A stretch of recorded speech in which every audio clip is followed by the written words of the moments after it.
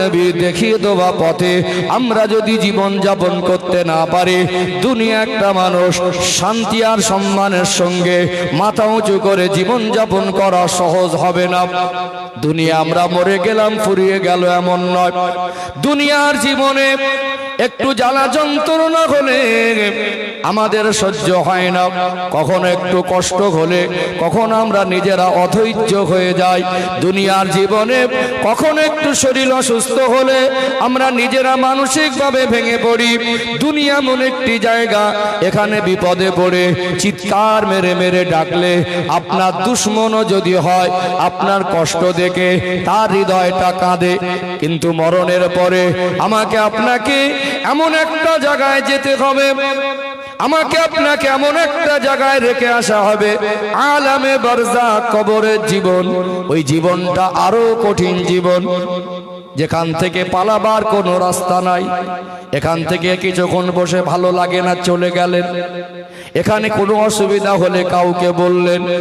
কবর এমন কঠিন জায়গা, যেখানে গিয়ে চিৎকার মেরে মেরে ডাকলে আপনার ওই ডাকের আওয়াজ, চিৎকার মেরে মেরে কাঁদলে আপনার ওই কান্নার আওয়াজ দুনিয়ার মানুষের কাছে পৌঁছাবে না। কতদিন থাকতে হবে আল্লাহ পাক ছাড়া কেউ জানেন না। একটু কারেন্ট চলে গেলে অধৈর্য হয়ে যায়, একটু ফ্যান বন্ধ হয়ে গেলে কষ্ট হয়। কোথায় সেই ভোগ বিলাসের জীবন? মরণ এমন একটা জিনিস, আমাদের আত্মীয় স্বজন থেকে, পরিবার থেকে আমাদের আলাদা করে দেবে। মরণ এমন একটা জিনিস, চাকরি ক্ষমতা থেকে আলাদা করে দেবে। মরণ এমন একটা জিনিস, আমাদের দুনিয়া সব মায়াজাল ছিন্ন করে দেবে। একাকে চলে যেতে হবে। ওই জগতে কতদিন থাকতে হবে আল্লাহ পাক ছাড়া কেউ জানেন না। কুল্লু মান আলাইহা ফান ওয়া ইয়াবকা ওয়াজহু রাব্বিকা যুল জালালি ওয়াল ইকরাম। একদিন কিয়ামত সংঘটিত হবে, আল্লাহ সব ধ্বংস করে দেবেন, সব ফানা হয়ে যাবে। কেবলমাত্র একমাত্র আল্লাহ জাত পাক বাকি থাকবে। ওই কবর জগতে কতদিন থাকতে হবে আল্লাহ পাক ছাড়া কেউ জানেন না। ওই কবর জগতে ভালো থাকতে গেলে ইসলামকে মেনে চলা, আল্লাহ দেখিয়ে দেওয়া পথে জীবন যাপন করা, আল্লাহ পাক এবং তার প্রিয় হাবিবের কথা মতো জীবন যাপন করা। এই জন্য আমার আল্লাহ সূরা ইয়াসিনের 61 নম্বর আয়াতে বলেন, ওয়া আনি'বুদুনি হাযা সিরাতুম মুস্তাকিম। তোমরা আমারই ইবাদত করো, এটাই হলো তোমাদের জন্য সোজা রাস্তা। আল্লাহর ইবাদত করার ভিতরে কবর জগতের সফলতা। আর যদি মন মর্জি চলি, যা ইচ্ছা তাই করি, যেভাবে ইচ্ছা সেভাবে চলি, ইসলামকে না মেনে চলি, কবর জগতে কেউ আমাদেরকে গিয়ে দুনিয়ার মানুষ সাহায্য করে কবর আযাব থেকে বাঁচাতে পারবে না। কত হাজার হাজার বছর ধরে মানুষ কবরে আছে, পাথরের মতো হৃদয় শক্ত হয়ে গেছে, দুনিয়ার মায়াজালে জড়িয়ে গেছি। মাঝে মাঝে মন যদি নরম করতে চান, একটু কবরের ধারে দাঁড়াবেন, পুরনো কবরগুলো দেখবেন। কত ভোগ বিলাসের জীবন ছিল, কত টাকা পয়সা সুখ শান্তিতে ছিল, কত দাপট ক্ষমতা ছিল, কত রাজা বাদশা ছিল, কত কোটিপতি ছিল। মানুষগুলো আজকে ওই যে গেল সারা জন্মের মতো। 2 দিন কা মেহমান খানা, এই দুনিয়াটা মেহমান খানার মতো, 2 দিনের মেহমান খানা। আল্লাহ যখনই ডাকবেন, গাড়ি বাড়ি বিবি বাচ্চা পরিবার মাল সম্পদ সব রেখে চলে যেতে হবে, যেতেই হবে। সেদিন যেতেই হয়, সেখানে যদি একাকী থাকতে হয়, ওই জায়গায়ও ভালো থাকার পথ হলো ইসলাম মেনে চলা। কথা কি বুঝতে পারছেন? দুনিয়াও ভালো থাকার পথ, কবরেও ভালো থাকার পথ। দুনিয়ার জীবন পেয়েছি, এই জিন্দেগির একটা শেষ আছে। মনে রাখবেন, দেহের মউত হয়, রূহের মউত হয় না। কবরের যে জগৎ আছে, ওই জগতের শেষ আছে। কিন্তু আমার আল্লাহ আবার হাসরের ময়দানে প্রত্যেকটা মানুষের হিসাব নেওয়ার জন্য ওঠাবেন। আমাদের এই দুনিয়ায় কি করেছি তার হিসাব আল্লাহ করবেন। যদি এই দুনিয়া আমরা ভালো কাজ করতে পারি, আল্লাহর ইবাদত বন্দেগী করতে পারি, আখিরাতের বিচারের দিনটা আমাদের জন্য সহজ হবে, আল্লাহর জান্নাত নসিব হবে। জোরে বলুন সুবহানাল্লাহ। আর যদি ভালো পথে চলতে না পারি, কঠিন দিনে ধরা পড়ে যাব। তারপরে জান্নাত আর জাহান্নাম নির্ধারণ হবে। ওখানে আপনার যে জীবনটা শুরু আছে, যার কোনো শেষ নেই।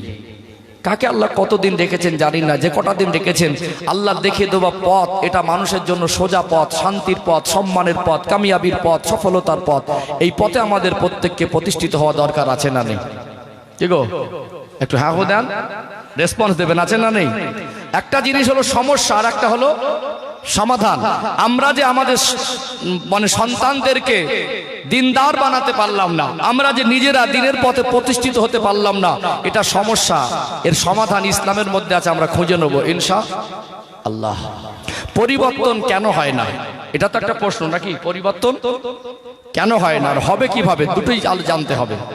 প্রথমত আমরা দেখেছি, বিশ্বাস করুন, আমি আপনাদের মন জয় করতে বসিনি। আমি এমন এক মেজাজের মানুষ, আমার মজলিস থেকে লোক উঠে গেলে আমার কষ্ট হয় না। আমি দায়িত্ব পালন করতে বসেছি। 2 ঘন্টা বক্তব্য দিতে গেলে 200 থেকে 400 ঘন্টা পড়াশোনা করলে ভালো হয়। আমি যদি মনে করি আপনাকে খুশি করবো, এটা সহজ, কিন্তু আমার কওম কিভাবে তার দুনিয়া আখিরাতের সফলতা অর্জন করবে, একজন আলেমের দায়িত্ব। এই জন্য আমি চেষ্টা করব আপনাদের হক আদায় করার। যদি মন দিয়ে শুনতে পারেন, তাহলে মানার মানসিকতা তৈরি করতে পারেন, তাহলে ইনশাল্লাহ জীবন সহজ হবে। আজকে গোটা পশ্চিম বাংলায়, আমরা বাংলার মানুষ তো, কম জলসা হয় না। এক একটা জলসায় যদি 1 লক্ষ টাকা অ্যাপ্রক্স বাজেট থাকে, তো একটা থানা এরিয়ায় 100 জলসা হলে 1 কোটি টাকা। প্রতি বছরে কয়েকশো কোটি টাকা জলসা পারপাস ব্যয় করেও বছরের শেষে কটা মানুষ দিনের পথে ফিরে আসলো, তার হিসাব মেলে না। কথা ঠিক না বেঠিক? যেই হিসাব মেলে না, একজন মানুষ জলসা কমিটিকে দায়ী করে, এত নামি দামি বক্তা এনে কটা মানুষকে হেদায়েত করলি বলতো? কি মনে করে না যে এত টাকা খরচা করে জলসা দিয়ে এত দূর থেকে বক্তা এনে কি লাভ হলো? লাভটা অঙ্ক পায় না। এ দোষটা কার? একটা সময় দোষটা ওই জলসা কমিটি আর বক্তার ঘাটে চাপিয়ে দেওয়ার চেষ্টা করে। কিন্তু আপনার কি মনে হয় শুধু জলসা দিলেই পরিবর্তন হয়ে যাবে? এরও দরকার আছে, এছাড়াও আরো দায়িত্ব পালনও আছে। এখান থেকে তখনই পরিবর্তন হওয়া আমাদের সহজ হবে, যখন এখান থেকে আমরা একজন আলেমের সোহবাতে বসার মানসিকতা ঠিক করতে পারবো। আপনার এখানে কেন বসেছেন আপনারা নিজেরাই অনেকে জানেন না। আমার কথা কি বুঝতে পারছেন? আপনারা এখানে কেন বসেছেন আপনারা নিজেরাই অনেকে জানেন না। কথাটা বলবেন হুজুর সরাসরি এরকম বলছেন, আমার কথার সঙ্গে বাস্তবতা মেলান। একটা আলেমের সোহবাতে কেন বসবেন, এটা যদি ঠিক করতেই না পারেন, আপনার নিয়ত যদি শুদ্ধ না হয়, তাহলে আলেমের সোহবাতে 2 ঘন্টা কেন 200 ঘন্টা বসে আপনার জীবন পরিবর্তন সহজ হবে না। আজকে জলসা মাহফিল কিছুটা ফ্যাশন মতো হয়ে গেছে, মানুষের মেজাজ মস্তিষ্ক কেমন হয়ে গেছে। একজন বক্তা উঠেছে, ভাবগতি দেখি, সুরটান দেখি, তালভাম দেখি, ভালো লাগে তো গিয়ে বসবো, আর না লাগে তো বসবো না। কিছু শ্রোতা এরকম আছে না নেই? আবার এক শ্রেণীর মানুষ আছে, এর মধ্যে একজন উঠেছে, কিছুক্ষণ তো শুনলাম, দেখি যদি ভালো লাগে কিছুক্ষণ বসবো, আর না লাগে তো বসবো না, আস্তে আস্তে চলে যাবো। এটা একটা শ্রেণী। আবার একটা ক্যাটাগরি আছে, তারা মনে করে জলসা দেওয়া আমার কাজ না, জলসায় বসা আমার কাজ না। বহু মানুষ আছে জলসায় বসেই না। ঠিক বলছি না ভুল বলছি? সেটা আর একটা ক্যাটাগরি। একজন আলেমের সোহবতে তাহলে এই চিন্তাধারা নিয়ে বসছেন। কিছু কিছু মানুষ মনে করছে ভালো লাগে না তো চলে যায়। একজন আলেমের কাছে কোরআন হাদিসের কথার থেকে ভালো কথা আর আছে? এখানে বসতে হবে যখন কোরআন হাদিস ভিত্তিক কথা হবে, শরিয়া ভিত্তিক কথা হবে, আপনাকে ভালো লাগলেও শুনতে হবে, না লাগলেও শুনতে হবে। আপনাকে ভালো লাগলেও আসতে হবে, না লাগলেও আসতে হবে। আপনাকে ভালো লাগলেও মানতে হবে, না লাগলেও মানতে হবে। এই মানসিকতা তৈরি করতে হবে। শরীর যখন অসুস্থ হয়, শরীর, আমরা ডক্টরখানায় যাই, ডক্টর যে ঔষধগুলো দেয়, মনে করুন সারা রাত পেটের যন্ত্রণা করেছে, বা লুজ ইমোশন, পাতলা পায়খানা, ডায়রিয়া হয়েছে, এমন একটা সিরিয়াস অবস্থা, ওয়াশরুমে যাওয়ার আগে কাপড়ে হয়ে যাচ্ছে, এরকম হয় না? ওই মানুষটাকে ঔষধ দিলে ওই মানুষটা কি বলে? ভালো লাগে তো খাবো, না লাগে তো খাবো না বলে? বলে না। গালে দিল, আবার বমি হয়ে গেল, 10 মিনিটও পেটে থাকিনি। ও ভাবছে কি যে খেলাম বটে, পেটে গেল না, মনে কাজ হবে না, আবার চেপে চেপে খায়।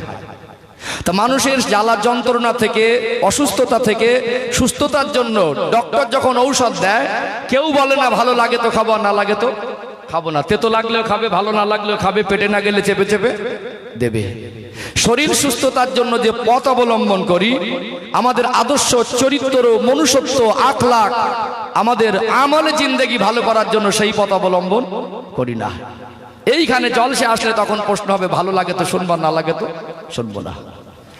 জীবনের শরীর অসুস্থতার জন্য যে পথ বেঁচেছেন, আলেমে সোহবাতে বসবেন, ভালো লাগলেও শুনতে হবে, না লাগলেও শুনতে হবে, ভালো লাগলেও মানতে হবে, না লাগলেও মানতে হবে। এই মানসিকতা তৈরি না করলে আপনি কি করে দিন শিখবেন, কি করে বুঝবেন? বছরে তো 2-3 দিন বসেন, এমনি তো আপনাদের সঙ্গে আলেমদের বন্ধুত্ব সম্পর্ক, তাদের সোহবাতে ওটা বসা, এটা খুবই কম। আমরা সব সময় দুনিয়া দুনিয়া করে পাগল, সব সময় আমরা অসৎ বন্ধু বান্ধবের সঙ্গে, সেখানে যুব সমাজকে দেখুন মোবাইলে পাগল।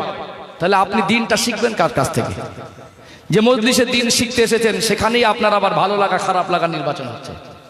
এই জন্য আমার কথাগুলো মনের কান দিয়ে শুনবেন, ইনশা আল্লাহ, ইনশা আল্লাহ। তাহলে সফলতার পথ হলো আল্লাহ দেখিয়ে দেওয়া পথে জীবনকে প্রতিষ্ঠিত করা। এখন প্রশ্ন, প্রতিষ্ঠিত হয় না কেন, হবে কিভাবে? আমি ছোট্ট ছোট্ট করে 4টে পয়েন্ট তুলে ধরি, এর ভিতরে আমাদের শিক্ষার বিষয় আসবে। আর 5 নাম্বার পয়েন্ট যখন আলোচনা করব, ইনশাআল্লাহ সফলতার পথ আমাদের জন্য পরিষ্কার হয়ে যাবে ইনশা আল্লাহ। 4টে পয়েন্ট খুব গুরুত্বপূর্ণ ভাবে, মানে গুরুত্বপূর্ণ পয়েন্ট, এগুলো একটু বাস্তবতার সঙ্গে মেলাবেন, পরিবর্তন কেন হয় না তার উত্তর বেরিয়ে আসবে ইনশা আল্লাহ। ও ভাইজানেরা, সোনার মানিক যুবকেরা, আব্বারা মায়েরা, আজকে আমরা বর্তমান পরিস্থিতিতে দেখছি গাড়ি বাড়ির উন্নত হলো, জামা কাপড় পোশাককে আপডেট করে নিলাম, খাবার দাবারকে আপডেট করে নিলাম, আমরা আমাদের ঈমান আমলকে মজবুত করতে পারলাম না। এর সমাধানের জন্য এখানে বসেছেন, খুব গভীর মনোযোগ দিয়ে শুনুন। পরিবর্তন হয় না কেন? আর এই সমাজের পরিবর্তন কোন পথে? আমি একদম বাস্তবতার কোরআনুল কারীমের আয়াত দিয়ে পরিষ্কার করে দেব। কোরআনুল কারীমের 28 নাম্বার পারা 19 নাম্বার পৃষ্ঠা, সূরার নাম হলো সূরা আত-তাহরিম, 6 নাম্বার আয়াত। আল্লাহ পাক বলেন, ইয়া আইয়ুহাল্লাযীনা আমানু উ আনফুসাকুম ওয়া আহলিকুম নারা। আল্লাহ পাক বলেন, আমার বিশ্বাসী বান্দা বান্দিরা, জাহান্নামের আগুন থেকে নিজে বাঁচো আর আহাল পরিবার বর্গকে বাঁচাও। এই আয়াতটা আপনারা অনেকবার শুনেছেন, কিন্তু আয়াতের বাস্তবতাকে উপলব্ধি করার চেষ্টা করেন নাই। আমার আল্লাহ বলেন, বান্দা বান্দে, জাহান্নামের আগুন থেকে নিজে যেমন বাঁচবে, নিজেকে জাহান্নামের আগুন থেকে বাঁচাতে গেলে আল্লাহ দেখিয়ে দেওয়া পথে নিজেকে প্রতিষ্ঠিত করতে হবে। তার সাথে সাথে আমাদের যারা আহাল, আমাদের যারা পরিবারের অন্তর্ভুক্ত, আমরা যারা বাবা মা, আল্লাহ দয়াময় আমাদেরকে যে সন্তানগুলো দিয়েছেন, তাদেরকেও জাহান্নামের আগুন থেকে বাঁচাবার জন্য আমার আল্লাহ গার্জেনদের উপরে দায়িত্ব দিয়েছেন। আল্লাহর কথা কত দামি, একটু বাস্তবতা বোঝার চেষ্টা করুন। একটা মানুষের জীবন পরিবর্তন এই পথেই হবে সহজ, আল্লাহ দেখিয়ে দেওয়া পথে। সেটা হলো প্রত্যেকটা বাবা মা, প্রত্যেকটা গার্জেন, তার বাড়ির পরিবারের যারা সদস্য, তার বাড়ির যারা ছোট ছোট বাচ্চা, তাদেরকে জাহান্নামের আগুন থেকে বাঁচাবার জন্য সে দায়িত্ব আল্লাহ পাক তাদের পরিবারের গার্জেনকে দিয়েছেন। কাদেরকে দিয়েছেন? গার্জেনকে। পারিবারিক ভাবে গার্জেনদের দায়িত্ব কাঁধে উঠে নিতে হবে, এটা আল্লাহ দায়িত্ব দিয়ে দিয়েছে প্রত্যেককে। নবীও বলছেন, আলা কুল্লুকুম রাঈন ওয়া কুল্লুকুম মাসউলুন আর রাইয়াতি, তোমরা প্রত্যেকই এক একজন দায়িত্ববান, তোমাদের দায়িত্ব আর কর্তব্য কতটুকু পালন করেছো আল্লাহর কাছে হিসাব দিতে হবে। আল্লাহর কাছে আমাদের প্রত্যেককে হিসাব দিতে হবে, সন্তানের দায়িত্ব কতটা পালন করেছি। আল্লাহ কেন পারিবারিক ভাবে গার্জেনদের দায়িত্ব দিলেন, একটু একটা উদাহরণ দিয়ে পরিষ্কার হয়ে যাবে। আমরা ভারতবর্ষের মানুষ, হিন্দু মুসলমান মিলেমিশে চলি কি চলি না? চলি না, কাঁধে কাঁধ মিলিয়ে। একজন হিন্দুর সঙ্গে মুসলমানের বন্ধুত্ব আছে না নেই? ধর্ম ব্যক্তি স্বাধীনতা, যে যার ধর্ম পার্সোনাল ম্যাটার আপনি পালন করলেন, কিন্তু আমরা কাঁধে কাঁধ মিলিয়ে সম্প্রীতির সঙ্গে চলি, এটাও দরকার আছে। একটা ছেলে হিন্দু আর একটা ছেলে মুসলমান, দুজনের খুব ভালো বন্ধু, একসঙ্গে পড়াশোনা করেছে, একসঙ্গে চাকরি পেয়েছে। মনে করুন মালদা জেলায় বাড়ি আর চাকরি পেয়েছে আমাদের 24 পরগনা, এখান থেকে আপ ডাউন করা সম্ভব না, বা কলকাতায় কোথাও। একটা ফ্ল্যাট ভাড়া নিয়েছে দুই বন্ধু, একটা ফ্ল্যাটের পাশাপাশি রুম, দেওয়ালটা শুধু পর্দা। কি পর্দা? দেওয়ালটা। দুজনে বিবাহ করলো, তাদের পরিবারে দুটো সন্তান হলো। দেয়ালের এপারে একটা বাচ্চা মানুষ হচ্ছে আর ওপারে একটা বাচ্চা মানুষ হচ্ছে। 18 বা 20 বছর পরে গিয়ে এই দুই বন্ধু দুটো সন্তানকে মানুষ করেছে, একটা দেয়ালের এপারে আর একটা ওপারে এই যে দুটো বাচ্চা মানুষ করেছে, একটা হিন্দুর বাড়ি মানুষ হয়েছে, একটা মুসলমানের বাড়ি মানুষ হয়েছে। এই দুটো বাচ্চার চিন্তায়, চেতনায়, আখলাকে, চলায় ফেরায়, তার ধারণায় শুধু পার্থক্য হবে না, আসমান জমিন পার্থক্য হবে। আমার কথা কি বুঝতে পারছেন? এই যে 18-20 বছর দেয়ালের দুপারে দুটো মানুষ, দুটো ছেলে মানুষ হয়েছে, একটা এপারে আর একটা একই ফ্ল্যাটে থাকতো, কিন্তু দুজনের আদর্শ, দুজনের চিন্তা, দুজনের ধর্মীয় বিশ্বাস শুধু পার্থক্য না, অনেক পার্থক্য। এদের ভিতরে একটা ধর্মের ভিত তৈরি হয়েছে, এদের ভিতরে একটা আদর্শ ভিত তৈরি হয়েছে। এটা এত সহজে পরিবর্তন করা যাবে না। ওই দুজনকে যদি ডেকে বলা হয়, উদাহরণস্বরূপ বোঝাচ্ছি, যে আপনি কোন ধর্মে জানি না, আপনি যেটা মানেন ওটা বাদ দিয়ে অন্য একটা গ্রহণ করেন, আপনাকে 5 লক্ষ টাকা দেবো। ও 5 লক্ষ টাকার লোভে ধর্ম পরিবর্তন কেউ করবে? কি গো? তাহলে এমন একটা ভিত পারিবারিক ভাবে তৈরি হয়, যেটা টাকার লোভ দেখিও তাকে ওই ভিত থেকে টলানো যায় না। কখনো তাকে প্রেসার ক্রিয়েট করেও তার যে ওই ভিত তৈরি হয় পারিবারিক ভাবে, যে আদর্শ শিক্ষা, তার ভিতরে যে মজবুত একটা ভিত তৈরি হয়, অনেক সময় প্রেসার ক্রিয়েট করেও সেটাকে পরিবর্তন করা যায় না। আমার রব মহান আল্লাহ এই জন্য গার্জেনদের দায়িত্ব দিয়েছেন পারিবারিক ভাবে। প্রত্যেকটা গার্জেন তার সন্তানকে দ্বীনের প্রতি প্রতিষ্ঠিত করবে, নিজেরাও যেমন জাহান্নামের আগুন থেকে বাঁচবে, সন্তানদেরকে জাহান্নামের আগুন থেকে বাঁচানোর দায়িত্ব আল্লাহ গার্জেনদের উপরে দিয়েছে। কথা কি বুঝতে পারছেন? এখানে আর একটা আয়াত তুলে ধরি, একদম মেপে মেপে কথা বলবেন ইনশাআল্লাহ। ও ভাইজানেরা, সোনার মানিক যুবকেরা, আব্বারা মায়েরা, কোরআনুল কারীমের 3 নাম্বার পারার 8 নাম্বার পৃষ্ঠা মিডিল পয়েন্টে পাবেন কোরআনুল কারীম 114টি সূরার ভিতরে 2 নাম্বার সূরার নাম হলো সূরাতুল বাকারা। সূরাতুল বাকারা হলো কোরআনুল কারীমের সবথেকে বড় সূরা। ছোট বড় আয়াত মিলিয়ে সূরাতুল বাকারার মধ্যে 286টি আয়াত আছে। 286টি আয়াতের একদম সর্বশেষ আয়াত 286 নাম্বার আয়াতের সূচনায় আমার আল্লাহ পাক বলেন, লা ইউকাল্লিফুল্লাহু নাফসান ইল্লা উসআহা। আমার আল্লাহ বলেন, বান্দা বান্দী, আমি আল্লাহ তোমাদেরকে সাধ্যতীত কিছু চাপিয়ে দেই না। মানুষের দ্বারা যেটা হবে না, মানুষ যেটা পারবে না, আমার আল্লাহ দয়াময় এরকম কোন আদেশ আর নিষেধ মানুষকে দেয় নাই। ইসলাম মেনে চলা মানুষের জন্য কঠিন নয়। আল্লাহ পাক যেটা বলছেন, আল্লাহ আমাদেরকে কোন হুকুমকে বোঝা হিসাবে চাপিয়ে দেয়নি। যেটা আমরা পারবো, আমাদের দ্বারা যেটা হবে, সেই হুকুম আল্লাহ আমাদের দিয়েছেন। আমরা সন্তানদেরকে জাহান্নামের আগুন থেকে বাঁচাতে পারবো না এমন নয়, এটা আমাদের দ্বারা হবে। এই জন্য আল্লাহ আমাদের দিয়েছেন। আজ আমাদের সন্তানগুলো তারা দ্বীন বোঝে না, ইসলাম বোঝে না, ঈমান বোঝে না, দ্বীনের পথে তারা প্রতিষ্ঠিত না। এর জন্য দায়ী জলসা কমিটি আর বক্তা না, এর জন্য দায়ী হলো 100% তাদের বাবা আর মা। 100% তাদের বাবা মা। আমি 4টে পয়েন্ট তুলে ধরো বলছিলাম না, 4টে পয়েন্ট তুলে ধরি, পরিষ্কার হবে ইনশাআল্লাহ। ও ভাইজানেরা, মালদা জেলার সোনার মানিক যুবকেরা, আব্বারা মায়েরা, একজন ছেলে আর মেয়ে পর্যাপ্ত বয়সে, উপযুক্ত বয়সে যখন বিবাহ বন্ধনে আবদ্ধ হয়, হালাল ভাবে, লিগাল ভাবে বিবাহ বন্ধনে আবদ্ধ হয়ে গেল, দুজনের স্বামী স্ত্রীর দাম্পত্য জীবনের সূচনা হয়। কয়েকটা মাস না যেতে যেতে আল্লাহর কাছেই কামনা করে, আল্লাহ আমাদের পরিবারে যেন একটা সন্তান হয়। একটা সন্তান যখন দুনিয়ায় ভূমিষ্ঠ হয়, ওই পরিবারের মানুষের মধ্যে খুশির জোয়ার বয়ে যায়, পরিবারের মানুষরা আনন্দিত হয়ে যায়। একটা সন্তান দুনিয়ায় যখন জন্মগ্রহণ করে, আমরা মানুষ, আমাদের জীবনে প্রত্যেকের পোশাক দরকার আছে না নেই? পোশাক এমন এক জিনিস, পোশাক ছাড়া মানুষের জীবন যাপন কখনো চলে না। পোশাক ছাড়া আমাদের জীবন যাপন কি করে হবে?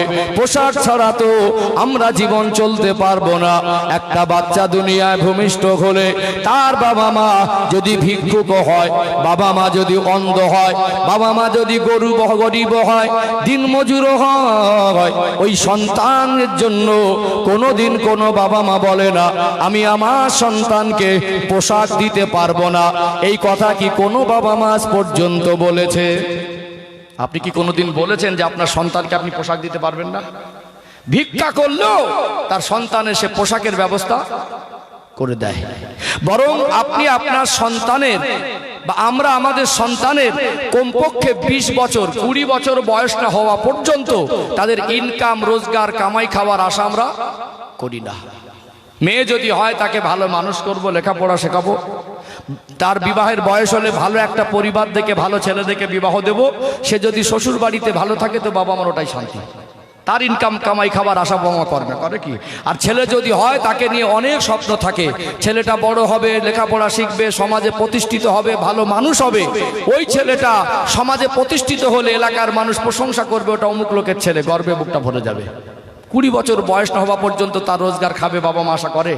তাহলে এই 20 বছরে যে পোশাক দরকার ছিল, এই পোশাকগুলো আমরা দিয়েছি না দেইনি? একটু রেসপন্স দেন।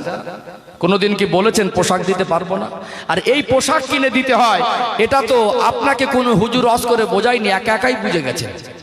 এটা দায়িত্ব বুঝেছেন। কি গো, দায়িত্ব বুঝিনি? যে যেমনই হালাত হোক, লাগবে বছরে 4টে কিনে দিয়েছে 8টা। আমরা গরিব হোক আর ধনী হই, বাচ্চা যদি বলে আব্বা একটা পোশাক লাগবে, আব্বা ওই পোশাকটা জামাটা নেবো, আব্বা হিসেবে নিজের কাছে লজ্জিত হয়ে যায়, আমার বাচ্চা একটা পোশাক দাবি করেছে, আমি দিতে পারবো না। কাছে টাকা না থাকলে অন্যের কাছ থেকে ঋণ করে হলেও পোশাকটা কিনে দেয়। তাহলে এই 50 বছরে কমপক্ষে 20 বছর বাচ্চা, এক একটা বাচ্চাকে মানুষ করতে গিয়ে 50,000 টাকার পোশাক যায়নি? একটু হ্যাঁ দেন। তাহলে এই দায়িত্বটা পেরেছেন, আপনি বলেননি পারবো না, এটা দায়িত্ব মনে করেছেন। চলুন আর একটা পয়েন্ট তুলে ধরি, আরেকটু পরিষ্কার হবে। ধৈর্য ধারণ করেন, আলোচনার রূপ পরিষ্কার হবে ইনশাআল্লাহ। পরিবর্তন কেন হয় না? উত্তর পুরো পরিষ্কার হয়ে যাবে। আর কোন পথে হবে সে পথটাও দেখিয়ে দেবো। ও ভাইজানেরা, মালদা জেলার সোনার মানিক যুবকেরা, আব্বারা মায়েরা, মানুষের জীবনে পোশাক যেমন প্রয়োজন, ঠিক তেমনি মানুষের জীবনে খাবার প্রয়োজন আছে না নেই? খাবার ছাড়া কি মানুষ বাঁচতে পারে? খাবার ছাড়া মানুষ বাঁচতে পারে না। বলুন তো রিজিকের মালিক কে? সবাই মিলে জবান খুলে বলেন কে? আরো জোরে বলেন কে? আল্লাহ পাক কোরআনুল কারীমে বলেন, ওমা মিন দাব্বাতিন ফিল আরদি ইল্লা আলাল্লাহি রিজকুহা। আমি আল্লাহ দুনিয়ায় যাদেরকে প্রেরণ করেছি, যাদের রিজিকের দরকার, তাদের রিজিকের জিম্মাদারি আমি আল্লাহ নিজে গ্রহণ করেছি। বলুন সুবহানাল্লাহ। রিজিকের মালিক হলেন আমার আল্লাহ, অস্বীকার করা যাবে না। যারা মুমিন মুসলমান তারা ডাল ভাত খেলেও বলে আলহামদুলিল্লাহ ভালো খেয়েছি, আল্লাহ আমাকে খাইয়েছে। কিন্তু কিছু মানুষ আছে অর্থ সম্পদ হয়ে গেলে, কিছু মানুষ আছে সুখ শান্তি পেয়ে গেলে অহংকার করে বলে আমার ইনকাম আমি খাই, তোর বাবার খাইনি আমার বাবার খাই, আমার টাকা আমি খাই। রিজিকের মালিক আল্লাহ, অস্বীকার করতে পারবেন না। দুনিয়াতে আমার আল্লাহ আমাদের রিজিক দাতা, আমরা হলাম রিজিক অন্বেষণকারী।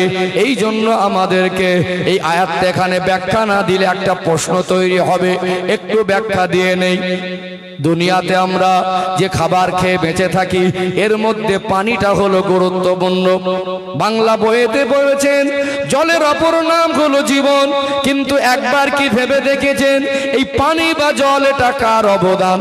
আমার আল্লাহ যদি 10 বছর 20 বছর পানি বর্ষণ বন্ধ করে দেন, দুনিয়ার যত বৈজ্ঞানিক দার্শনিক, দুনিয়ার যত নেতার, দুনিয়ার যত মন্ত্রী, দুনিয়ার যত রাষ্ট্রপ্রধান, আর দুনিয়ার যত সাহিত্যিক, আর দুনিয়ার বড় বড় পণ্ডিত, এরা সব একত্রিত হয়ে পৃথিবীর মানুষের যা পানি লাগে, একদিনের পানির প্রয়োজন কি মেটাতে পারবে? পানি কার দান? আল্লাহর দান না? আমার আল্লাহ পাক বলেন ওয়া আনজালা মিনাস সামাই মাআ। আমি আল্লাহ তোমাদের জন্য আসমান থেকে রহমতের পানি বর্ষণ করি। পানি বর্ষণ করেন আমার আল্লাহ। চাকরি খেয়ে বাঁচতে পারবেন না, পথ খেয়ে বাঁচতে পারবেন না। আল্লাহর দেওয়া নিয়ামতের পানি, যেটা আমরা খাই, না হয় জমিনের তলা থেকে উত্তোলন করা স্বচ্ছ পানি, না হয় আসমান থেকে বর্ষণের পানি। বলুন তো পানি যিনি দেন তিনি কে? আমরা যে খাবার খাই, আপনি যা খাবার হিসাবে খান, হালাল খাবার, শাকসবজি, ফলমূল, মাছ মাংস, এগুলো কি আল্লাহর অবদান না? একটা আলুর কলাওয়ালা বীজ আলু কাটা অংশ মাটিতে পুঁতে দেই, একটা সরিষার দানা ফেলে দেই, একটা ধান বা গমের দানা ফেলে দেই, আমার আল্লাহর দয়া ওই একটা দানা থেকে কলা থেকে গাছ বার হয়। আল্লাহ একটা দানার বিনিময়ে কয়েক হাজার সরিষার দানা দান করে। আল্লাহ যদি চান তো হবে, না হয় পচে যাবে। কাটা আলুর বীজটা সরিষার দানার গোমার ধানের দানাটা মাটিতে ফেলে দিলেন, ওটা যদি পচে যায়, দুনিয়ার যত রাষ্ট্রপ্রধান, দুনিয়ার যত বিজ্ঞান আর মোস্তান আছে, এরা কি পচা সরিষা দানা থেকে গাছ বার করতে পারবে? পারবে? তাহলে আমরা যেটা খাই ওটা জমিনের ফসল, ওটা আল্লাহর দান। পয়সা দিয়ে কিনে খেলেও ওটা আল্লাহর নিয়ামত, অস্বীকার করা যাবে না। স্বামী স্ত্রী ফিজিক্যাল সম্পর্কে লিপ্ত হয়, দুই ফোঁটা নাপাক পানি আল্লাহ মায়ের রেহেমের মধ্যে একত্রিত করে, প্রথমে রক্তপিণ্ড, তারপরে মাংসপিণ্ড। প্রতি 40 দিন পর পর মানুষের শারীরিক সম্পূর্ণ গঠনের এক একটা ধাপ আল্লাহ কমপ্লিট করেন। একবার কি ভেবে দেখেছেন? আজকে মনে করছেন আমি খাই, কিন্তু যেদিন মায়ের গর্ভে ছিলাম বয়স ছিল 2.5 থেকে 3 মাস, শরীরের গঠন কমপ্লিট হয় নাই। ভিক্টোরিয়া জীবাণুমুক্ত একটা নিরাপদ জায়গা, ওই জায়গাতে আমার আল্লাহ ধীরে ধীরে আমাকে আপনাকে বড় করেছেন। তখন চোখ ফুটেনি, শরীরের গঠন কমপ্লিট হয়নি। আল্লাহ দয়াময় যেমন খাবার দরকার ছিল, যতটা পরিমাণ দরকার ছিল, যে রেজেকের প্রয়োজন ছিল, মায়ের নারীর সঙ্গে কানেকশন করে আমার আল্লাহ আমাদের শরীরে উত্তম রেজেকটা পৌঁছে দিয়েছিলেন। বলুন সুবহানাল্লাহ। রেজেকের মালিককে অস্বীকার করা যাবে না। অর্থাৎ আমরা হলাম রেজেক অন্বেষণকারী, রেজেক দাতা আল্লাহ। আল্লাহর নিয়ামত খেয়ে বেঁচে আছে, পয়সা দিয়ে কিনে আনি, ওটা কিন্তু আল্লাহর নিয়ামত। সম্মানিত ভাইরা, তাহলে সন্তানদের খাওয়ানোর দায়িত্ব আমাদের। বাবা মা খাওয়ায় না, এই কথাটা কেন বলেছি বুঝতে পারছেন না? আমি যদি এই আয়াতের ব্যাখ্যা না করে বলতাম আমরা বাবা মা সন্তানদের খাওয়াই, অনেকে ভুল বুঝে বলতো আল্লাহ তো রেজেকের মালিক, তো আমরা আবার কোথা থেকে খাওয়াবো? হ্যাঁ, আমরা রেজেক অন্বেষণ করে আনি, যেটা খাওয়াই ওটা আল্লাহর নিয়ামত। কথা ঠিক না বেঠিক? আজকে আপনি কি ভেবে দেখেছেন আপনার সন্তানকে 3টে বা 4টে সন্তান আল্লাহ দিলেন, 2টো সন্তান আল্লাহ দিলেন, এই সন্তানগুলো দুনিয়া আসবার পরে আপনি বাবা হিসাবে তাদের কি খাবার কষ্ট দিয়েছেন? আর একটু হ্যাঁ দেন না। কোনোদিন কি বলেছেন যে আমার ছেলে মেয়েকে আমি খেতে দিতে পারবো না? কোনো বাবা মা বলে না। এর জন্য কত কষ্ট করে, দেশে কাজ না হলে বিদেশে যায় না, নিজে রান্না করে সন্ধ্যাবেলা নিজে খায়, সারাদিন ফেরি করে করে। একটা সময় দেখা যায় মানুষ এত কষ্ট করে, ঠান্ডায় বর্ষায় কৃষি কাজ করে, ভোরের বেলা সবজি দিয়ে যায়, বড় বড় লরিগুলো চাপা দিয়ে দেয়। কিসের জন্য? পরিবারের মুখে দুটো হাত তুলে দেওয়ার জন্য। বিবি বাচ্চা বাবা মা পরিবার ছেড়ে যেতে মন চায় না। তারপরে বাবার মন, আমার সন্তান যেন কষ্টে না থাকে। 3টে সন্তানকে মানুষ করেছেন, আর ছেলেগুলোর বয়স 18 বছর, 20 বছর, 22 বছর, 24 বছর হয়ে গেছে। আমাদেরই সন্তানগুলোর বাস্তবতা দেখছি, ছেলেগুলো বাবার মুখের উপরে মুখ রেখে বলছে তুমি আমার জন্য কি করেছো? ঝগড়া করছে না? তুমি আমার জন্য কি করেছো? আজকে একজন বাবা বুড়ো হয়ে গেল, একজন মা বুড়ি হয়ে গেল, এক মুঠো খাবার খায়, কমুটো ওই 150 চালের ভাত, আর শরীর আগের মতো নেই যে খাটাখাটি করবে। আজকে এই এক মুঠো ভাতের জন্য ছেলে আর বৌমার কাছে বাবা মাকে ঝাড়া মারা সহ্য করতে হয়, ছোট বড় কথা শুনতে হয়, হয় না? তাদের কাছে বোঝা হয়ে গেছে। ও বাড়ির বাইরে থেকে চকচক করলে কি হবে, ঘরের ভিতরে দেখবেন সেই শান্তি নেই। কি গো, ঠিক বলছি না ভুল বলছি? কি কঠিন এক পরিস্থিতি। আল্লাহ আপনাকে সন্তান দিলেন, যে সন্তান যদি বলে বাবা আমি গোশত খাবো, কাছে পয়সা ছিল না, ধার করে অন্যের কাছ থেকে গোশত এনে খাওয়ালেন। বাচ্চা যদি বলে আব্বা আপেল খাবো, গরিব ছিলেন, 1 কিলো আপেল কেনার পয়সা ছিল না, 30 টাকা দিয়ে একটা আপেল কিনে তাকে খাইয়েছেন। কোথাও গেছেন, খেতে বসেছেন, সন্তানের কথা মনে পড়েছে, মা যদি ভিক্ষুক হয়, ভালো খাবার যদি কেউ মাকে খেতে দেয়, কিছু খেলেও কিছুটা সন্তানের জন্য বাড়ি নিয়ে আসে। আর সেই সন্তান, তার জন্য তার বাবা সারা জীবন কত পরিশ্রম করেছে, দিনকে দিন পরিশ্রম করে রক্ত পানি করে বাড়ি ফিরেছে, গেঞ্জি নিংড়ালে মনে হবে টপ টপ করে ঘাম বের হবে। এই সন্তানগুলোকে কত কষ্ট করে মানুষ করেছে।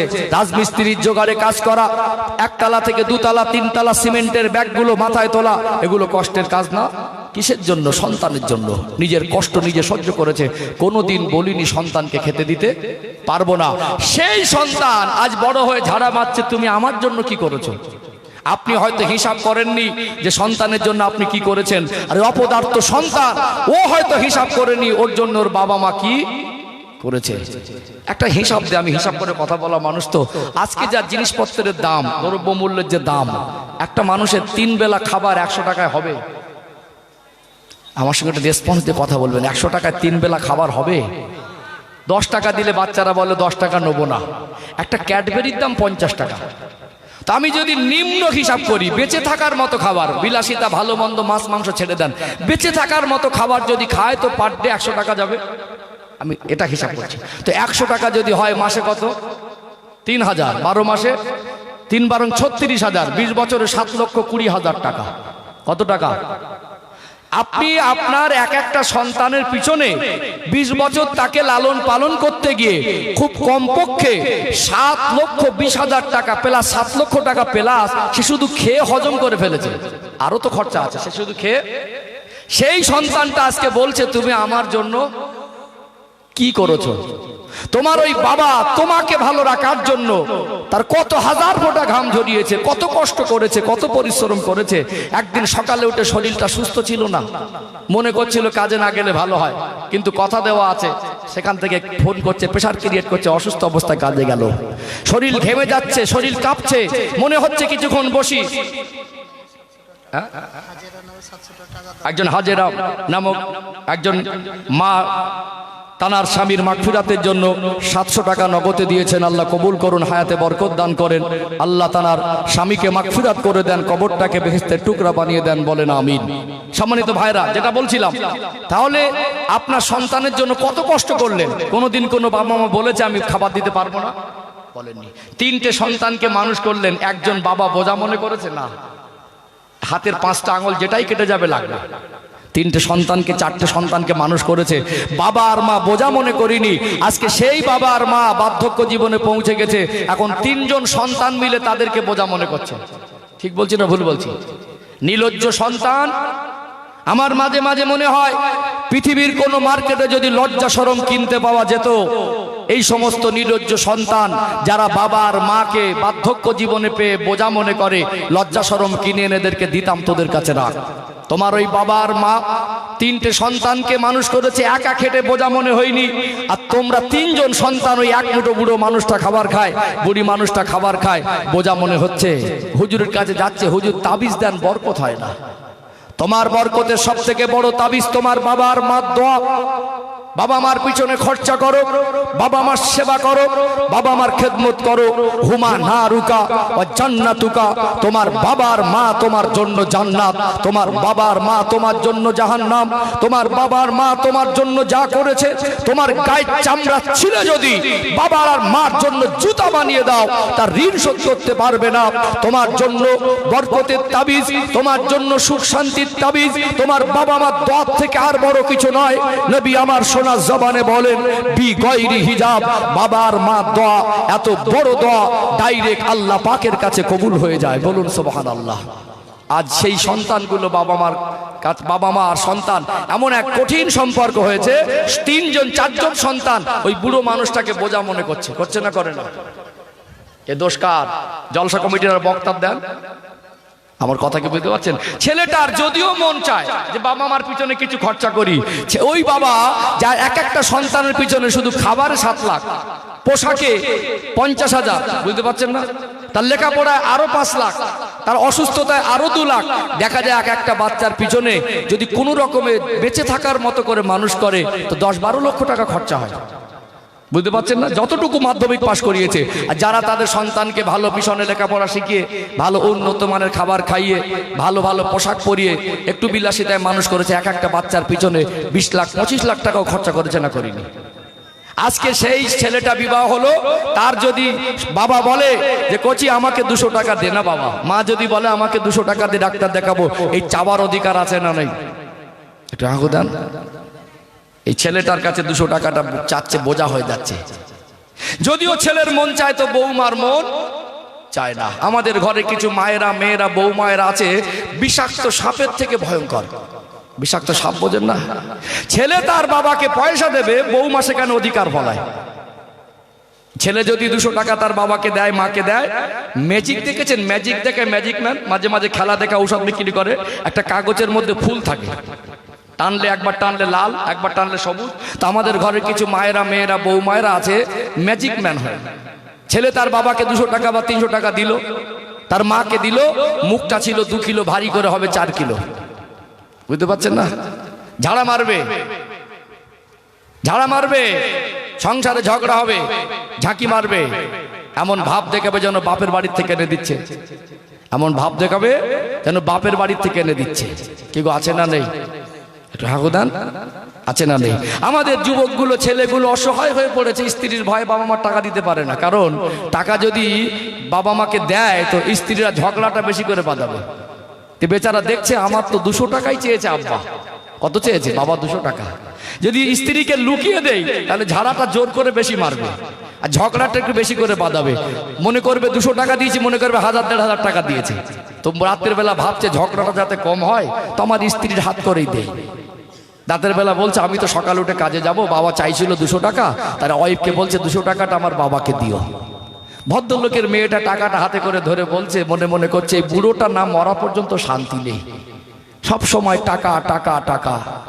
এখানে আমি বলতে চাই এটাই, প্রকৃতপক্ষে দিন ইসলামের প্রতি প্রতিষ্ঠিত না করার কারণে, ওই সন্তানটাকে দিন না শেখার কারণে আজকে আপনি সন্তানের কাছে বোঝা হয়েছেন।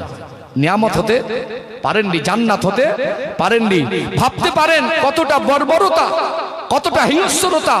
সবে বিবাহ হলো 1 বছর হলো না, সবে জুমা 2 দিন ঘরে আসলো বৌমা হয়ে, সে অধিকার ফলাচ্ছে। আচ্ছা বলুন, 20 বছর ধরে যে খেয়ে না খেয়ে মানুষ করেছে তার অধিকার বেশি, না যে 1 বছর এসে যার কামাই খাচ্ছে তার অধিকার বেশি? ছেলেটাকে 20 বছর ধরে খাইয়ে মানুষ করেছে কে? বাবা মা। আর যে 1 বছর এসেছে খাচ্ছে তারই কামাই, নিজে কামাই করে তার স্বামীকে খাওয়ায় না, আবার সে অধিকার ফলাচ্ছে। কতটা বর্বরতা, বুঝতে পারছেন? ইসলামে এই সমস্ত বর্বরতার জায়গা নেই। কেন আপনি বাধা দেবেন? অধিকার আপনাকে ইসলাম দেয়নি, আপনি বাপের বাড়ির থেকে এনে দেন না, তার বাবার টাকায় আপনি স্ত্রী, আপনার যদি হক থাকে আপনি তো জুমা 8 দিন এসে তার কামাই খাচ্ছেন। যে বাবা মা অক্লান্ত পরিশ্রম করেছে, 20টা বছর নিজে না খেয়ে তাকে খাইয়েছে, তার জন্য অন্যের বাড়ি কাজ করে বাড়িতে ফিরলে গেঞ্জি নিংড়ালে ঘাম বের হতো, দেশে কাজ হয়নি বিদেশে চলে গেছে, 1000 বার বাবার অধিকার আছে, আপনি বাধা দেওয়ার কে? আজকে মায়া দরদ দেখাচ্ছেন, হক বোঝাচ্ছেন। আজকে যারা আমরা বিবাহিত পুরুষ, বাস্তবতা উপলব্ধি করুন, আজকে সত্যিকারে যদি আমরা বাবা মা আমাদের কতটা ভালোবাসে আর আমাদের স্ত্রীদের ভালোবাসার মধ্যে কতটা তফাৎ, এটা আমরা এখন বুঝতে শিখিনি। মনে করুন একটা ছেলের বিবাহ দিন ধান হয়ে গেছে, দিন কমপ্লিট, বুঝতে পারছেন? প্যান্ডেল রেডি, বাজারঘাট রেডি, আত্মীয় স্বজন 2 বাড়িতে এসে গেছে, কালকে বিবাহ। আল্লাহ না করুক, উদাহরণ দিচ্ছি, হঠাৎ যদি ছেলেটা আজকে মোটরসাইকেল অ্যাক্সিডেন্ট করে 2টো পা কেটে বাদ দিতে হয়, ওই বিবাহ হবে? আর একটু হ্যাঁ দেন না। মেয়ের বাবাটা কি বলবে? যে ওই যা বাজার হয়েছে ওসব খেয়ে নেবো, না কুটুমকে খাইয়ে দাও, প্যান্ডেল ভেঙে দেবো, ওই ছেলের সঙ্গে আর বিবাহ দেব না। আপনি যদি 2টো পা কেটে বিছানায় শুয়ে থাকতেন, আপনার ওই বাবা আর মা 200 টাকা চাইলে বোঝা মনে হয়। আপনার স্ত্রী জুমা 8 দিন এসে বাবা মার পিছনে খরচা করলে অধিকার ফলিয়ে মুখ ভারী করে ঝাড়া মারে, সংসার অশান্তি করে, আপনার ওই স্ত্রী বলুন তো দেখি, আপনি তো পা কেটে বসে থাকলে বিবাহই হতো না, কিন্তু এই বাবা মাকে আপনাকে ফেলে দিতে পারতো? তাহলে কে আপনাকে বেশি ভালোবাসে? ঋণ শোধ করতে পারবো আমরা? স্ত্রীকে স্ত্রীর জায়গায় রাখুন, বাবা মাকে বাবার জায়গায় রাখুন। তার যেটা প্রয়োজন আপনি স্বামী তাকেও দেন, আপনার প্রতি তারও হক আছে, বাবা মারও হক আছে। এটা ইসলামের শিক্ষা, অশান্তির কোনো অপশন নেই।